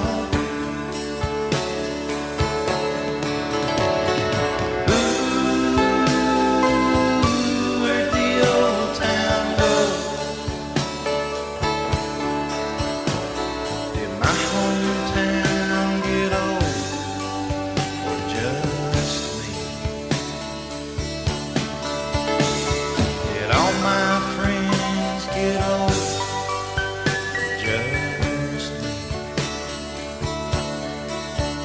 Are they all gonna have to be told, or just me? I'd rather take up a space. Hey, we're back here on live on Old Town Cleveland. We got Connie and David Wright and Neil Allen here talking about the. Let me get this. Antique Automobile Club of I will America. get that wrong. And the phones are working. And let's take this first caller. Good morning. You finally live on Old Town Cleveland. Good morning. I called Debbie before y'all come on. Oh, did you? Yeah. Well, we've had phone problems. We've been trying to fix them all day.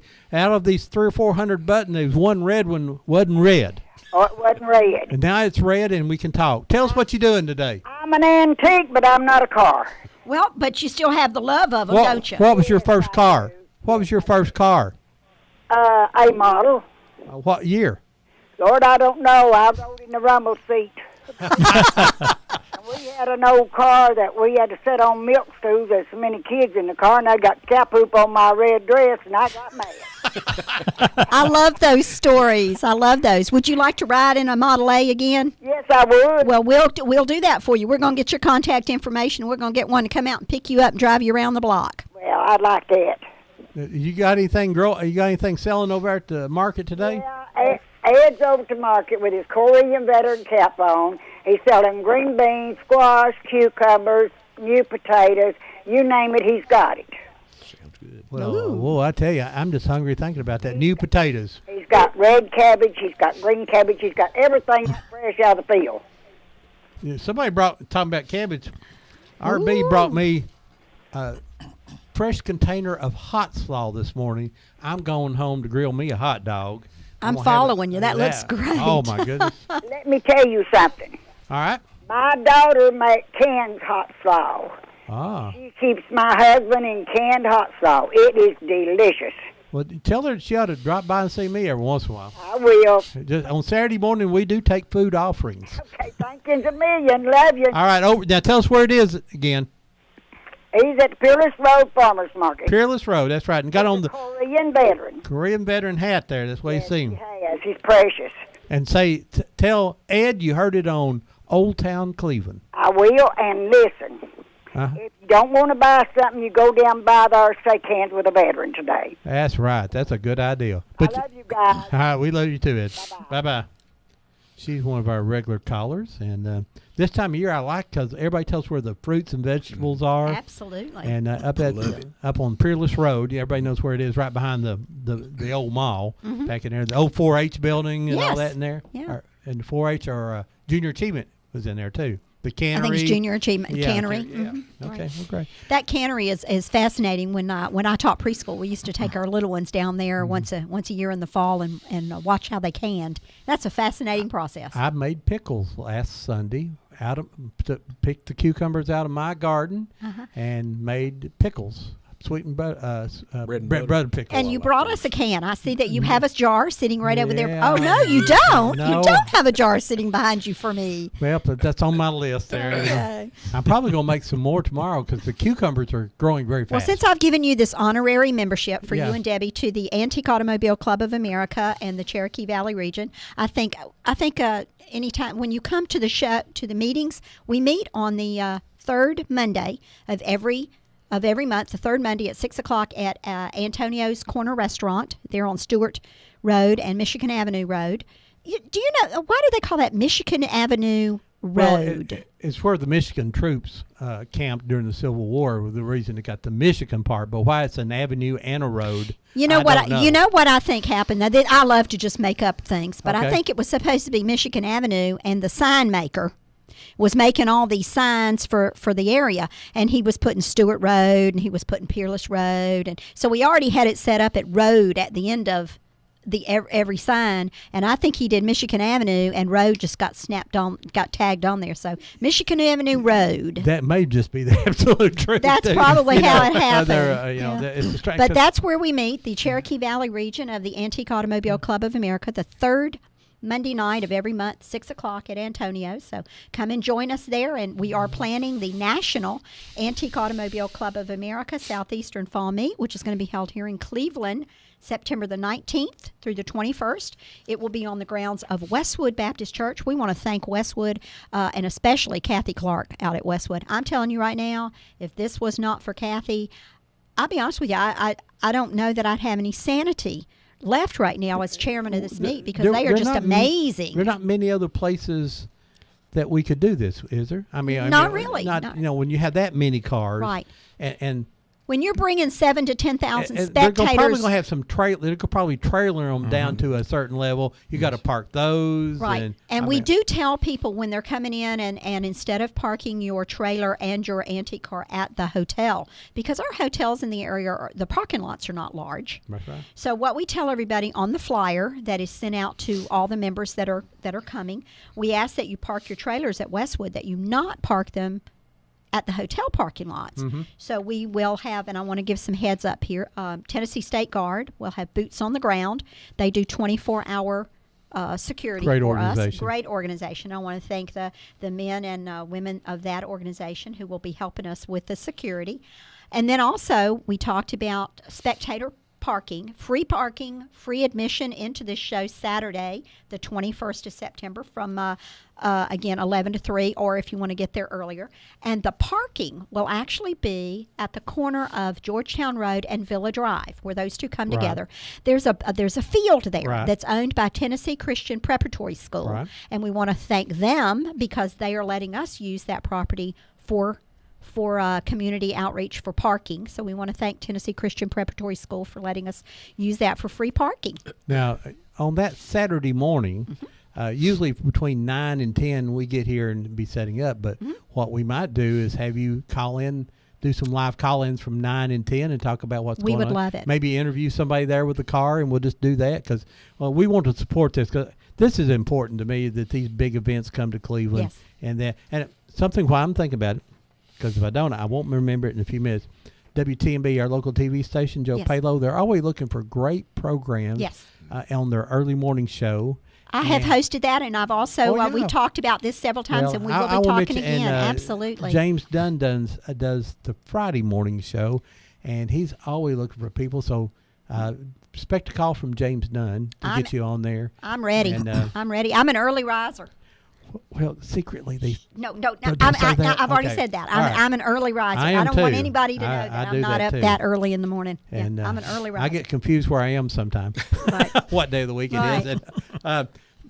And, now local members. How many local members do you have right now? Right now, we have about 45 family Okay. units. We have. And that $35 is for you and your spouse. I read in there. This is for the national. Right. Yes, the national organization is for the family unit. In Right. other words, when our children were growing up, they were part of our family unit for the $35.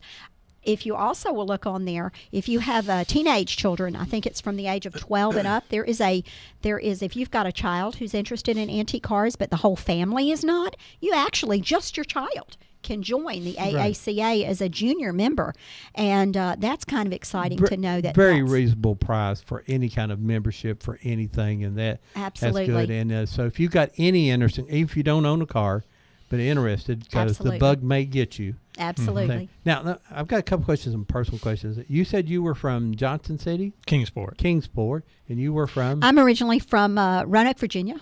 Okay, and you're originally from Cleveland. Yes. Okay. Now, I would like to say, what brought you to Cleveland, Tennessee? Well, David brought me to Cleveland. Yes, you followed me down here. Actually, I got a job working for Olin Chemicals after I graduated from school in Knoxville. So that's what brought us to Cleveland. But we moved here in '77, I think it was, and we've been here ever since. We just love it. So when people says walk up and say to me, "You're not from around here, are you?" I say, "Well, I've been here 36 years." Doesn't that count? And then they say, "Well, you don't look like it, but you're 38 years old anyway." You got here as soon as you could. I did. That's right. I mean, and I never want to leave. We love the Bradley County area. Now, Neil, was your family? When did your family come into Cleveland? Do you know? Oh, forever. Yeah, I mean, on both sides, Allens and Parkses, they were in this area. Mm-hmm.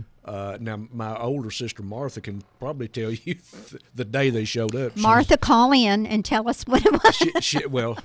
She could, but family has been here.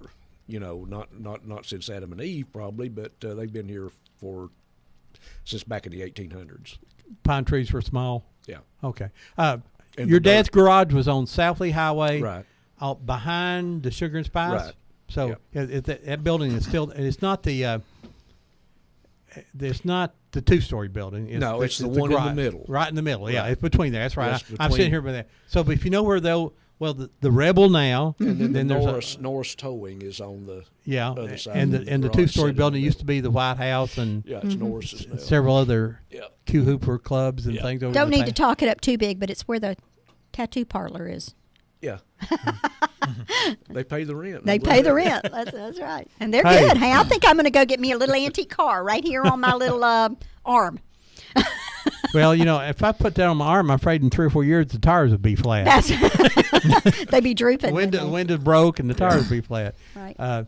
Yeah, I would like to find out how people got to Cleveland, and I'm glad that you came and you stayed. And well, Ron, it's like I said about doing this national show. I wanted to show off our community. David and I have been in the Antique Automobile Club since about 70. We joined in 1984. In 84, our daughter was about a year old, and our son was about 4 or 5, and so they literally grew up with antique cars. I say my daughter learned to read by walking around car shows. How old are your children now? 30 and 34.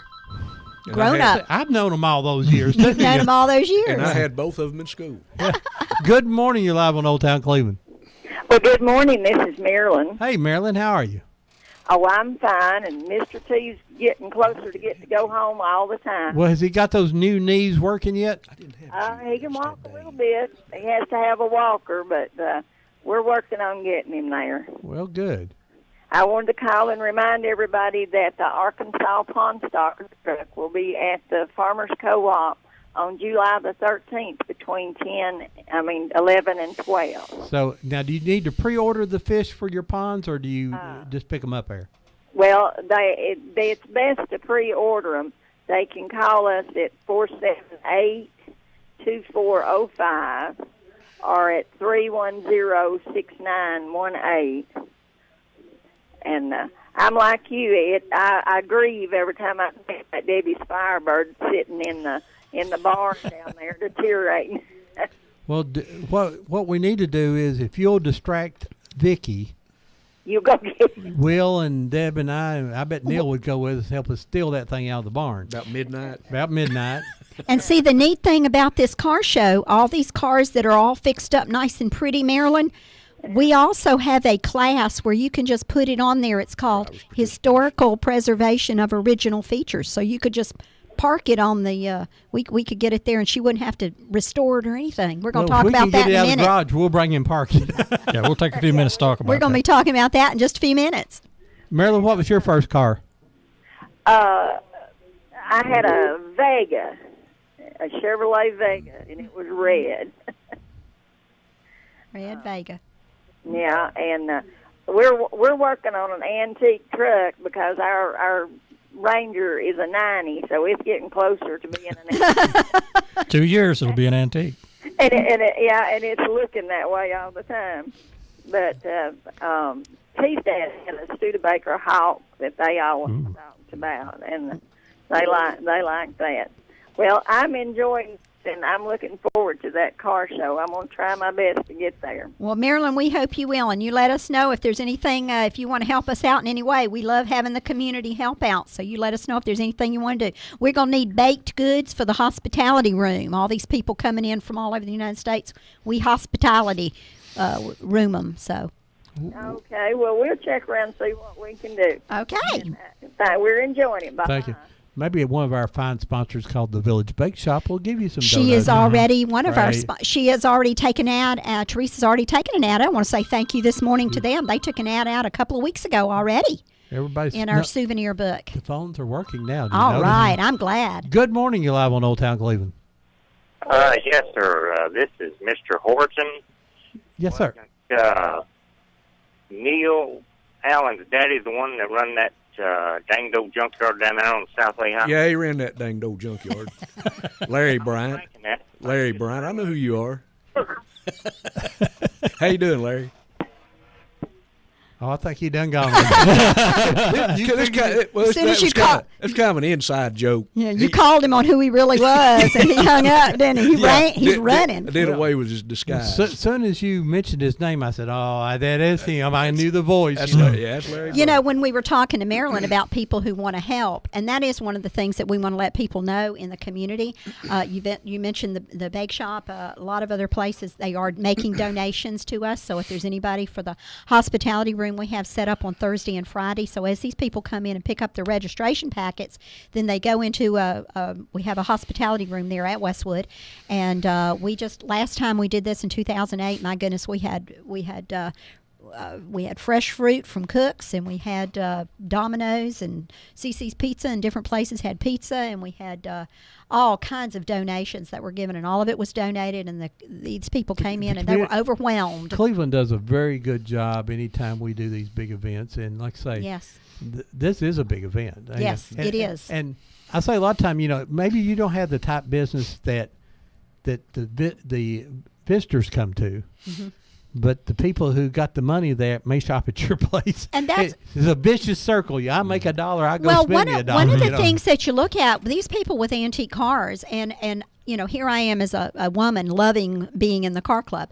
But most of the women, now not all, I want to say most of the women, they come along with the husband on these events. And what are they looking for? Shopping. They're looking for shopping. They're looking for the antique shops. They're looking for what's in the community that they can go and visit. So we want to make sure if you've got a business out there that you want to put in our souvenir book, because I will tell you right now, they do look at their souvenir books, and they will say, oh, I want to go visit this place. Every antique shop in Cleveland ought to be in there. Now, if somebody wants to buy an ad, who do they call? They need to call me. And what kind of price range? All right, let me tell you exactly what we have here with our that price range people like. Absolutely. Well, and let me already go and tell you that Life Care Centers of America, Ron, if you look at that front page in there, Life Care Centers of America was one of our major contributors in that front page. Sure. And that's our front page, and we're already setting up that what we're going to be doing this year. I can't tell you about it, but Phyla and I have already figured out what their front page is. Also, Ledford, Don Ledford is going to be on the back page when you turn on the back there, and you'll see what that one is. Don Ledford, Debbie Melton is already committed to doing that back page for us. But what we're looking at is if you wanted to do a full page in our souvenir book for the National Meet coming up in September, that would be $350. If you wanted to do a half page, it would be $150. If you're interested in advertising in our souvenir book for the fall meet, it would be $75 for a quarter page, black and white, $45 for just what would be an eighth of a page. And if you just want to be a business size, want to put your business card in there, it's $25. And that's the one we gave Bullet. We're going to get, we donated, or he called in. He was our first caller that we finally got online. So we're going to award him a $25 local ad. Businesses, for $25, every local business ought to be. Every local business in town ought to do something. If you're an antique place, you need a bigger ad. Oh, absolutely. And if you look through the book, you'll see, we're hoping that Laura at Relics will take out one, and Presswood Antiques and all these different folks. So they were in 2008, so we want to see if they'll do it, take out their ads again. Sometime, some of these businesses do it because they love Cleveland and what's going on here. And it may not help them immediately, but like I say, if more money's made and more people come into this, it's better. So, about a $25 ad, and you've got a business, you ought to support these. Well, support this program. If that's just if it's nothing more than a donation, then you ought to make it because the local people, these 45 members, probably go. I see Moe's. It's not here anymore, but when Moe's was here, you probably went and ate Moe's because they helped you out. Absolutely. God, it's a vicious circle. You got to do and a good vicious circle. We're a small local club. Our Cherokee Valley region of AACA is very small. Our dues are only $15 a year, so we don't start out with a lot of money. A lot of clubs, you may say, they have thousands of dollars. We only start off with a couple of $100, and I've actually had national organizations with AACA ask me how we did that. How we do it is we get the support of the community. We have a Boy Scout troop who's actually going to be helping us the day of the show with giving out water for the judges. And David's going to, we want to talk about the judging aspect of the Antique Automobile Club of America also, so we'll do that in just a minute. There's so much this is exciting to me. Good morning, you're live on Old Town Cleveland. Yeah, this morning again. Yeah, Bullet. I want to talk to that lady. I'd like to ask her if I could put in there. I'm the caretaker at the Veteran Cemetery. Yeah. I'm so proud of that. I can't. Well, I tell you what, I'm going to make you up an ad. I'm going to create it for you there, Bullet. We're going to talk about your pool business, and then I'm going to put down there what you do for our community. So you're going to tell Ron we don't need to have this until August. So we're going to get in touch with you, and we're going to put you a nice ad in there. Bull and I will put it together there. But yeah, he does take care. Him and his brother takes care of the Veteran Cemetery up here. Thank you. They just do it. Wow. Him and his brother go up there and take care of the Veteran Cemetery. We ought to stand up and applaud this man every day. Thank you. Bullet does such a great job for us. Well, I appreciate it. All right, Bullet. Thanks for calling. Thanks. All right, bye-bye. Well, let me say one thing. I want to particularly thank all the people of Cleveland and Bradley County for your support, because this is the second time we've done this show. First one was back in 2008. Now, Connie and I, and I guess Neil as well, we travel, especially all over the Southeast and other places in the country, to attend meets like this one that we're hosting here. And ever since we had the one in 2008, we've had a lot of people come up to us at these meets and say, when are you guys going to do another show in Cleveland? Well, here it is. We're doing it. But that first show was such a nice show, and the people that attended were so impressed with not only the facility at Westwood Baptist, but the community here in Cleveland and Bradley County.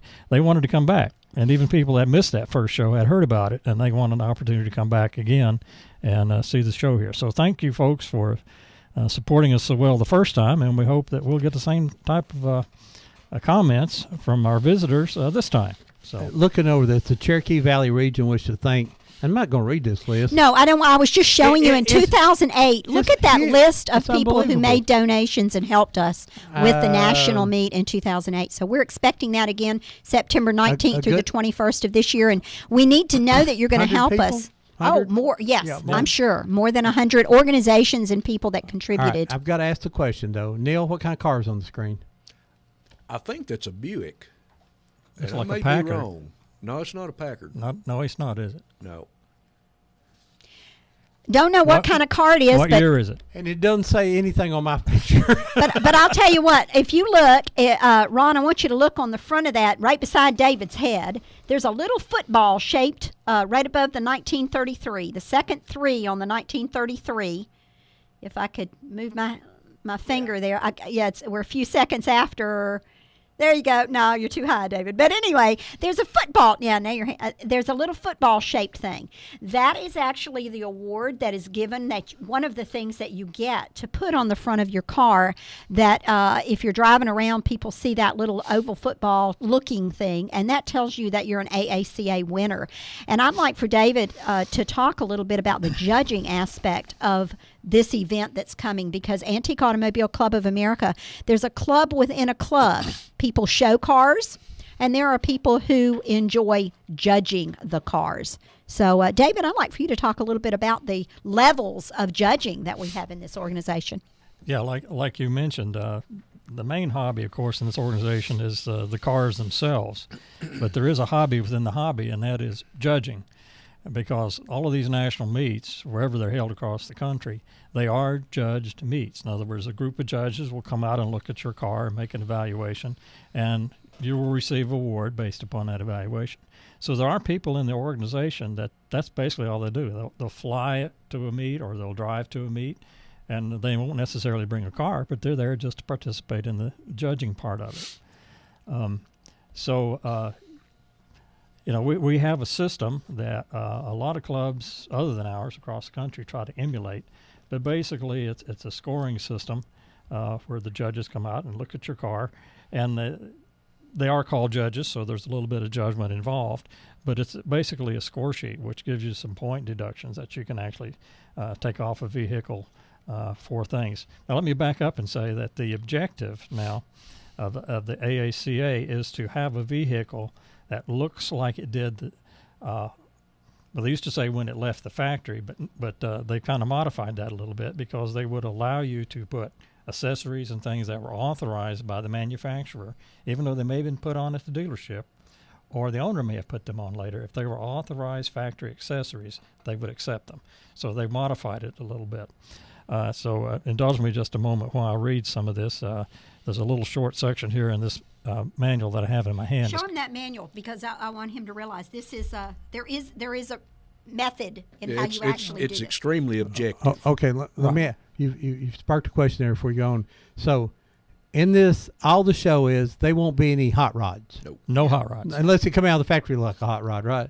But there'll be muscle cars. Muscle cars that but came out of they won't be factories, muscle the No 39 Fords that's been no street altered rods. into a No, street rod. no. Not so, modified, So right. these are all true antiques. Yes, sir. And so it's more, I call it more historical. It is that- historical. Right. Although the hot rods are cool to see and everything like that. Yeah. But this show is going to be original cars, as close to original as they As possibly possibly can get. can be, Yeah. yes. Okay.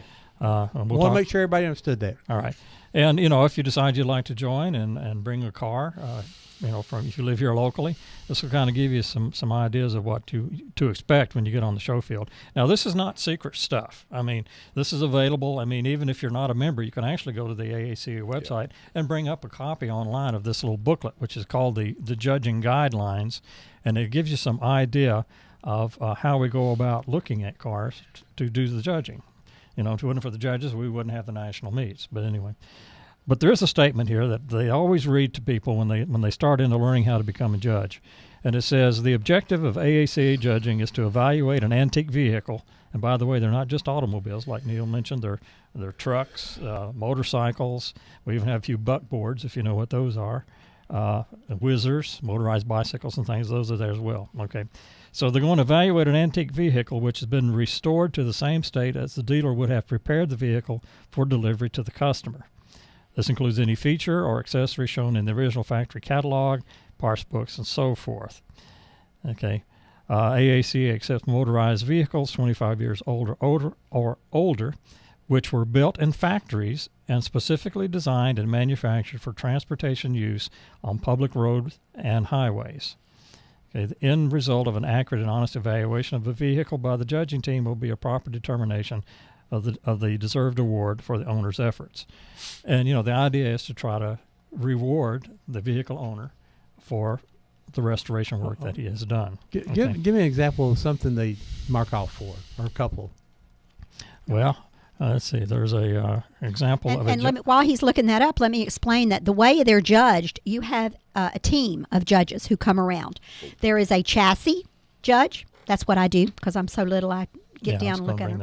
There's an engine. Oh, you are okay. There's a exterior and an interior, and then you have a team captain. So you actually have 5 people that are walking around to judge your car. So it's not just one person.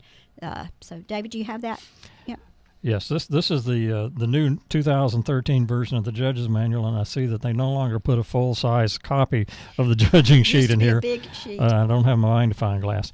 But like she said, there are 4 areas in the vehicle: the exterior, interior, chassis, and engine that the judges evaluate. And it's a list of, for example, I can hardly read that. Well, let's just say clamps. I know I hear you talking about you look in an engine sometimes, and sometimes you'll have to tell me you had to take off because I didn't have the right hose clamps is one of the things that you typically find in an old automobile where they've gone down to one of the local auto parts place and bought a modern type hose clamp and put on the car. Well, that may work well. We'll keep the radiator hoses from leaking, but they probably didn't come with that type. They came with a little wire, a little twisted wire, something like that. Those are deducted at a total of 1 point each, up to a total of 10. Okay, that's just one example. Now, when you bring your car out on the show field, you start with 400 points. In other words, if they come over and evaluate your car and they find absolutely nothing wrong with it, your score would be 400. And that's very rare. And very rare. So it's kind of a deduction thing. So if they find you've got 12 hose clamps there that are wrong, they take off 10 points. If you got 5 hose clamps that are wrong, wait a minute. You said you had 12 hose clamps that were wrong. Why only 10 points? Well, there's a limit of 10. Oh, okay. These are some things you learn when you judge. Now, the judging team that comes around and judges your car, there are 5 members. There's one, they call them field judges. One looks at the interior of every vehicle they're judging. One looks at the exterior of every vehicle they're judging. One looks at the chassis. That Connie says she likes to do that because it's easy to get down and look under it. And by the way, they do look under the car for cleanliness and whether the chassis, what kind of condition the chassis is in. Excuse me. And then there's a judge that does the engine. The 5th person is the team captain. He's kind of in charge of the whole team. And if there's a question comes up or something, it's his responsibility to talk to the owner about the vehicle. Now, these people are called judges. And like they say, a lot of times if you walk up and you've got a shirt on or a little badge that says judge, to the owner that says expert. Well, AACA accepts cars of all descriptions. I mean, they're not just looking at all the Model A Fords. I mean, if you go to Model A Ford meet, your judges are going to know Model A Fords upside, inside, every which way. But we get such a variety of vehicles that you really can't be an expert on everything. But these are people who have been around cars for years, the judges I'm talking about, and maybe even restored a car themselves. So they know a lot about them, but they don't know everything. Sometimes something will be a little different, a little special on a car, and it's up to the owner to have documentation to show, this is correct for this vehicle. Well, one of the duties of the team captain is that if a question about something like that comes up, that he's going to talk to the owner about it. And it's up to his discretion to either accept it, his explanation, or not. Of course, now, if the owner has a document that proves it, then they accept it without question. Right. No, so like tears in the seat would be that would be a point off. That would be a point off. But let me give you an example of a team that I was on. We were judging, I don't remember where it was now, but we had 2 1950 Model Fords, and we were looking at them. And one of the vehicles had undercoating under it, and one of the vehicles didn't. Well, typically what happens to a lot of vehicles is that once the owner purchases it, he will take it to a place and have the car undercoated. So the question was that undercoating original or not? And what was the difference? I mean, they were identical cars except for that. So we talked to both of the owners, the team captain did, and discovered that they were both correct because one was built in the Michigan factory, one was built in a Virginia factory on the coast, and they typically undercoated the cars at the factory at the Virginia factory. Because of the salt factor near the coast. But they had the documentation show That's it. how precise they can be in those things. So anyway, and Neil won a big award, right? Yes. He won a national award that was bigger. He was the cream of the crop. So Look at that smug look. Everything's original, hey? Well, it's put back that. Well, that's the objective. It's put back to original Right. condition, as best I knew how Right. with some research and so forth. Right. So With knowing Neil does some good research. Absolutely. What kind of car is that? that's a 56 Oldsmobile. Let's see if he's right. Watch it be a 55. now those of you looking on the internet, It's a 55. I said, 55. watch it be a 55. Okay. 55, That's a 56. nice I love looking these car. games. I love that. Neil doesn't get many of them wrong. Yep. One thing I might mention, now Dave knows all there is to know. He does know all there is to know about judging. But one interesting fact, too, they have judging schools at the national meets. Yes. And they do their best to not keep this a black art. Anybody is welcome to attend judging school. Absolutely. And it's extremely beneficial. And that is Friday at 2 o'clock on September the 20th. Yeah. That'll be that Friday at 2 o'clock at Westwood. We have a judging school, so you can come and just watch. Whether you're and going to see. judge or not, anybody can attend judging school. Just see what happens. Right. yeah, you'll learn a lot about what you might want to do with if you're restoring a vehicle. Right. They give you some pointers of what you might want to do. Exactly. All right, we got a caller here. Hey, good morning. You live on Old Town Cleveland? Good morning. Can you hear me? Yes, sir. All right, good deal. Did I just hear you all say that you took antique small CC motorbikes too? Yes, sir. Yes. Well, you just helped me make a decision. I've got in my storage place next door my mother's all original 1970, I think, Honda Trail 90. Mm-hmm. That is in all original condition, just needs restoration. I think it's got about 1,200 miles on it. Well, don't Okay. do the restoration. We're going to tell you that there's also a class you can put it in. You let me talk about that. Yeah, but we want to. What's your name? RD, Russ Donegan. Okay, RD. What we want to do is we'll give you some information to get in touch with us, Russ, and we'll get you set up. We'd love to have that in the show. I've got all the original documentation. They've got the bill of sale, the original manual. Well, see, you've really warmed my heart because the reason that we're on this show this morning is to let the community know about this national meet. And right here, you've already opened the door for me that we've reached somebody. So thank you so much. All right. Well, super. I'll be listening, okay? Okay, Thank don't you, go RD. away. We're going to give you our contact information again in a minute. Okay. All right, keep listening. Thank you much. Okay, can I continue with the judging thing? Okay, all right. So far, what we've been talking about is what we call the competition or show field or judge field. And those are where the cars are brought in and actually point judged against our system. The idea being that it should be as new, restored back to as new condition as it was when the manufacturer made it. Now, that's really what started the national meets in AACA back in the 50s. But since then, they've instituted a couple of other, I call them categories, or they're kind of like having at Le Mans when they run the races, they have different divisions. Even though it's one race, there are different divisions out there running. Okay, so you're competing at different levels. But one of the categories that they have is what we call historical preservation of original features, HPOF for short. Now, basically what those vehicles are, they're vehicles that are 25 years old or older, but they're unrestored.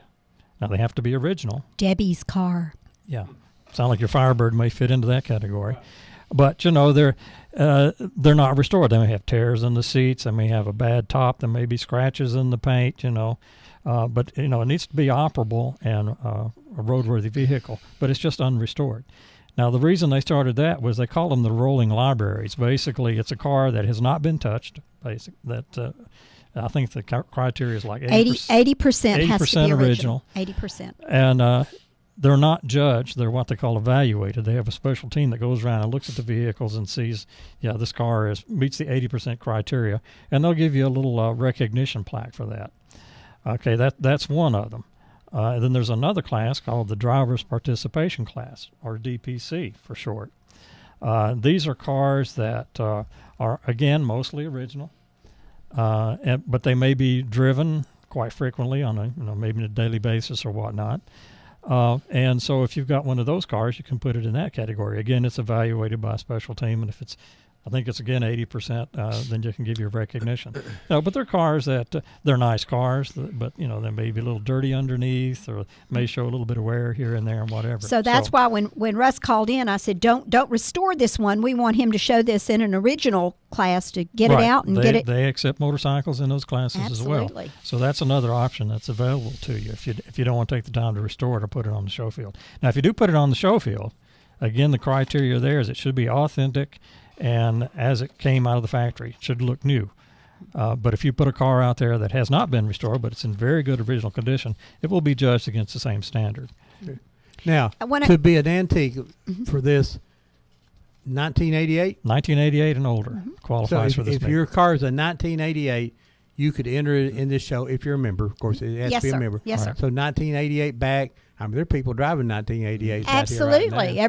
They're everyday driver cars. Yeah. I want to give you the contact on this. Again, I'm Connie Wright. I'm the meet chairperson for the event that's going to be September the 19th through the 21st here in Cleveland, held on the grounds of Westwood Baptist Church. My phone number is 423-650-5181. Don't call me right now because we're on the air. But the email address to get some more information is aacafallmeet08@aol.com. And so if you'll go and check us out there, send me some information, I'll be glad to get that. We do have a website also if anybody's interested in looking up our website for the Cherokee Valley region of AACA. We'd love to have you look us up at Cherokee Valley region, aaca.weebly.org. And if you go to the National AACA site, the aaca.org, there's more information about judging if you're interested in getting into that, or if you're interested in seeing what kind of things go about when they're judging your car. There's information up there about that. Neil, let me ask you a question. I'm just going. I like to just throw Neil out because I love to watch Neil squirm.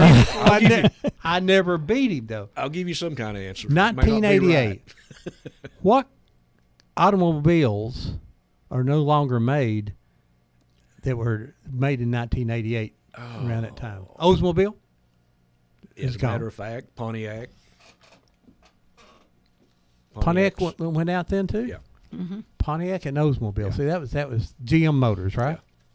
So what else that would be of course, the American Motors died somewhere along in the. That when I see that AMC, I have to tell you, you haven't asked me what my first car was. Ask me. What? Mine was a Gremlin, a 1974 Gremlin. Remember the little Gremlin? Just half a car. Just half a car with the back end cut off. That was my first car. Someone had one here, and they painted it, and they wrote, "This is a lemon" on it. Oh, it was not a lemon. It was a great car. Someone actually had one. Good morning. You're live on Old Town Cleveland. Good morning, Ron. This is Brenda. Hey, Brenda. How you doing? Well, I'm hanging in there. I wanted to say good morning to you all and hello to Cuz. Hello, Brenda. Hello. How you doing? I'm doing well. I have always been into cars. My daddy, he bought me toys for boys. I had every kind of car and every kind of truck and every kind of thing, and he always taught me how to take care of my car and things that I could do to a car, and I didn't have to lean on nobody. And I have thoroughly enjoyed this show because all my life, as long as I can remember back, I have dreamed of owning an antique convertible and driving it as my everyday car. Well, we'll find you one. Well, I don't have the money to buy one now. Did you know she played a floozy in a movie? A floozy? I played a dancer in a movie, not a floozy. Now, when you're down in a little bar in Georgia filming, you're a floozy. No, well, it was a bar. People were just dancing. They were. It was back during the urban cowboy days, and they made us wear cowboy hats and stuff like that. Well, that doesn't sound like a floozy. The nights the lights went out in Georgia, I believe. Wasn't that the name of the movie? The nights the lights went out in Georgia. Lights went out in Georgia. Yeah. Well, no, but you have to know Brenda. Okay. Well, Brenda, we'll see about getting you a convertible if you're interested in finding one. Now, that's one of the neat things about being in a car club. If you're a member of the Cherokee Valley region and you're part of a region and you announce to somebody that you're looking for a car, guess what all the other members start doing? You want an MG? They start looking, Brenda. They do. And I can remember back when I was a teenager hanging out with the guys in the car club here in town. Uh-huh. I mean, I was always a tomboy, and I always loved cars. Now, in these later years, they've got so many dad blame cars out there now, I just give up. And most of them look like watermelons. Yeah. Yeah, that teardrop shape, they all look alike, don't they? Of course, when you're as tall as I am, I try cars on. I used to be able to name any car on the road and tell you what model it was. But now I just give up because the newer ones, they all look alike. I can't tell the difference between a Mitsubishi and a Tucci. That's right. Well, Brenda, we want you to, if you'd like to come and visit us on the third Monday night at 6 o'clock at Antonio's Corner Restaurant, we'd love to just have you come and visit with us with the Cherokee Valley region and meet the club members. I think you'd find a lot of common interest. And I don't think liking cars is just tomboyish. No, I've always, I mean, if it was me going, like if my husband and I were to go to a car show and it was old cars, it would be me looking at the cars and he'd be just looking at whatever. He's watching the people, isn't he? Well, I think Brenda probably done boy watching too. Boy watching in those days. Well, there are a lot of ladies involved in this club. I don't know if they're there to watch the boys or to watch the cars, but there's always a lot of ladies participating in these meets. Yeah, well, in fact, I had in 1970, I had a brand new GTO Judge. Oh. Would you like to have that back? Boy, would I ever like to have it back. Well, you should be sure to come and look at the cars on September the 21st at Westwood, and I bet you're going to find one of those GTOs. Maybe. There, I know where one is here in Cleveland. Do you? Yes, I drove it during the Christmas parade. Ah. And the clutch went out when we got halfway through the parade. Yeah, I know where one is too then. All right, thank you, Brenda. All righty, talk to you Bye-bye. later. Bye. All right, it's time to go, folks. We need to wrap up. Wrap it up. We could talk forever. Well, we want to wrap it up by saying Antique Automobile Club of America, Southeastern Divisional National Fall Meet, September the 19th through the 21st of this year at Westwood Baptist Church. Check us out for more information, and we'd love for you to participate. David, you got anything? I just want to, so the folks on the internet can see right here in front of me. These are examples of some of the trophies that they hand out. So, and whose trophies are those? Well, those happen to be ours. All right. If you pick that up, Ron, you'll see that's not light. Oh, well, It's not plastic. That's not plastic. No. That's a real trophy. That thing weighs about 3.5 pounds. Yep. And that's walnut and not plastic on the bottom, the base too. All right, Neil, what kind of car is that? 55 T-Bird. No. 56. 56, okay. It said 62 on the picture. Well, that's right. Oh, the one in the back is 62. It's way back there's there's the a red 62. one. See the red one? The blue one there is a That's the 56. I was 62. looking at the one in Now, do you know somebody near you place used to drive those?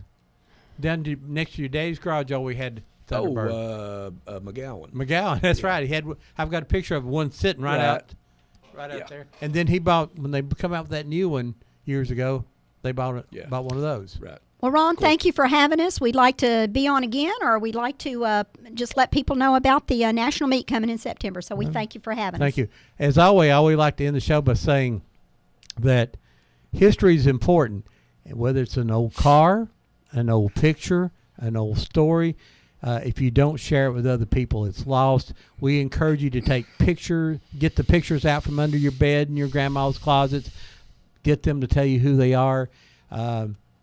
My uncle, when I got out his old pictures, he told me, I asked him, who is this? And he said, well, they're sitting in a 39 Ford. So he was one of those people who knew all the cars, but couldn't remember the people. Bless his heart. Well, he wasn't looking at the people, but cars, stores, buildings. You'll be surprised what really sparks people. I put a picture of an old rotary dial phone on Facebook yesterday, And people, I said, do you remember when the numbers here in Cleveland were Greenwood something? Yeah. And you only had to dial 5 digits. And some people said, I remember when you only had to dial 3.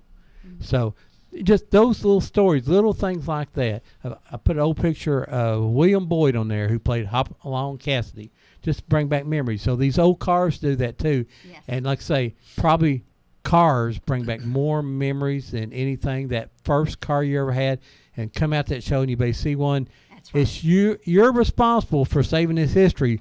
So get it out here, share your pictures with people. Absolutely. We'll be back here next week on Old Town Cleveland. Where'd the old town go?